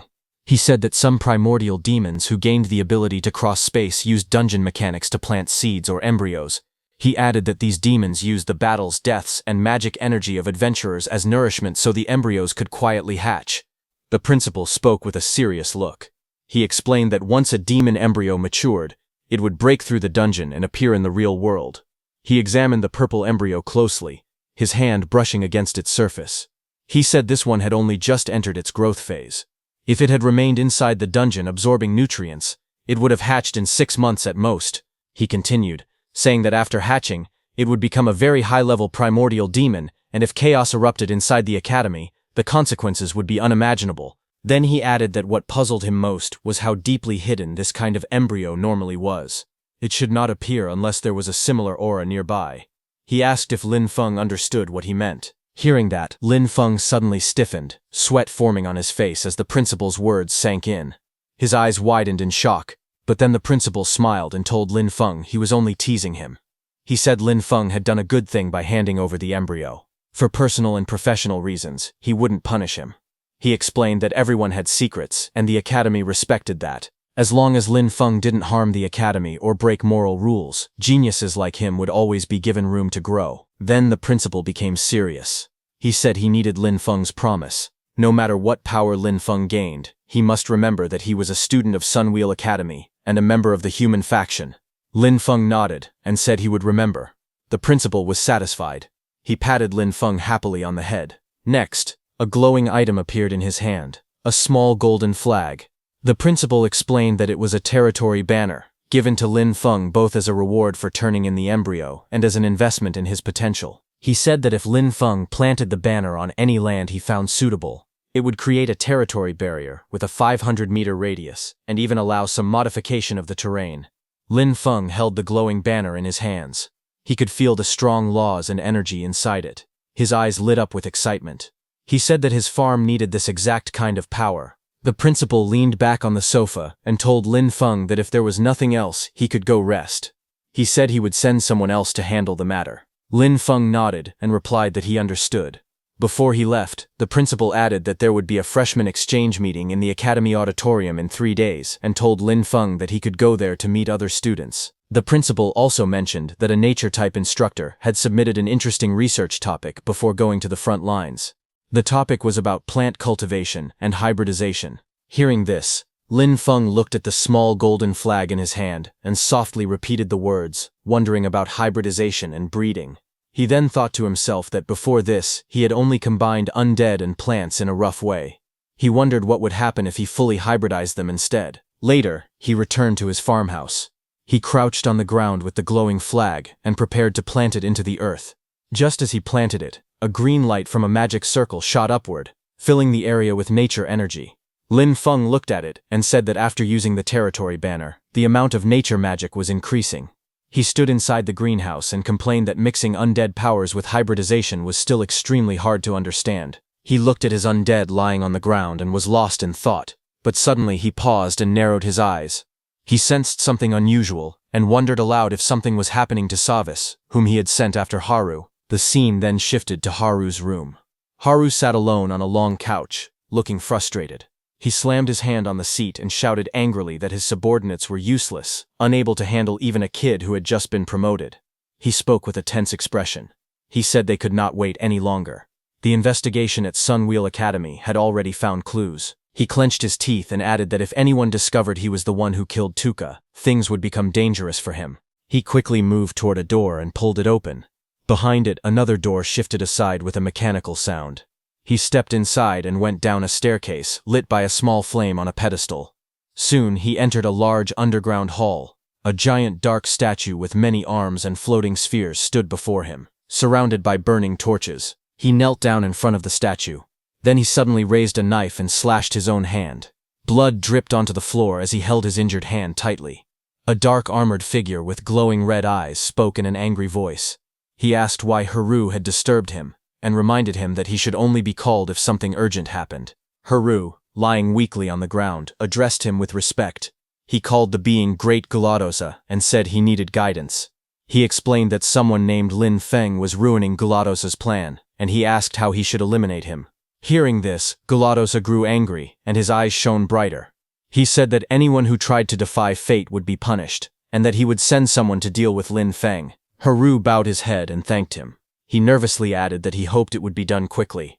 Hearing this, Guladosa suddenly burst with rage. A beam of red energy shot out and struck Haru with overwhelming force.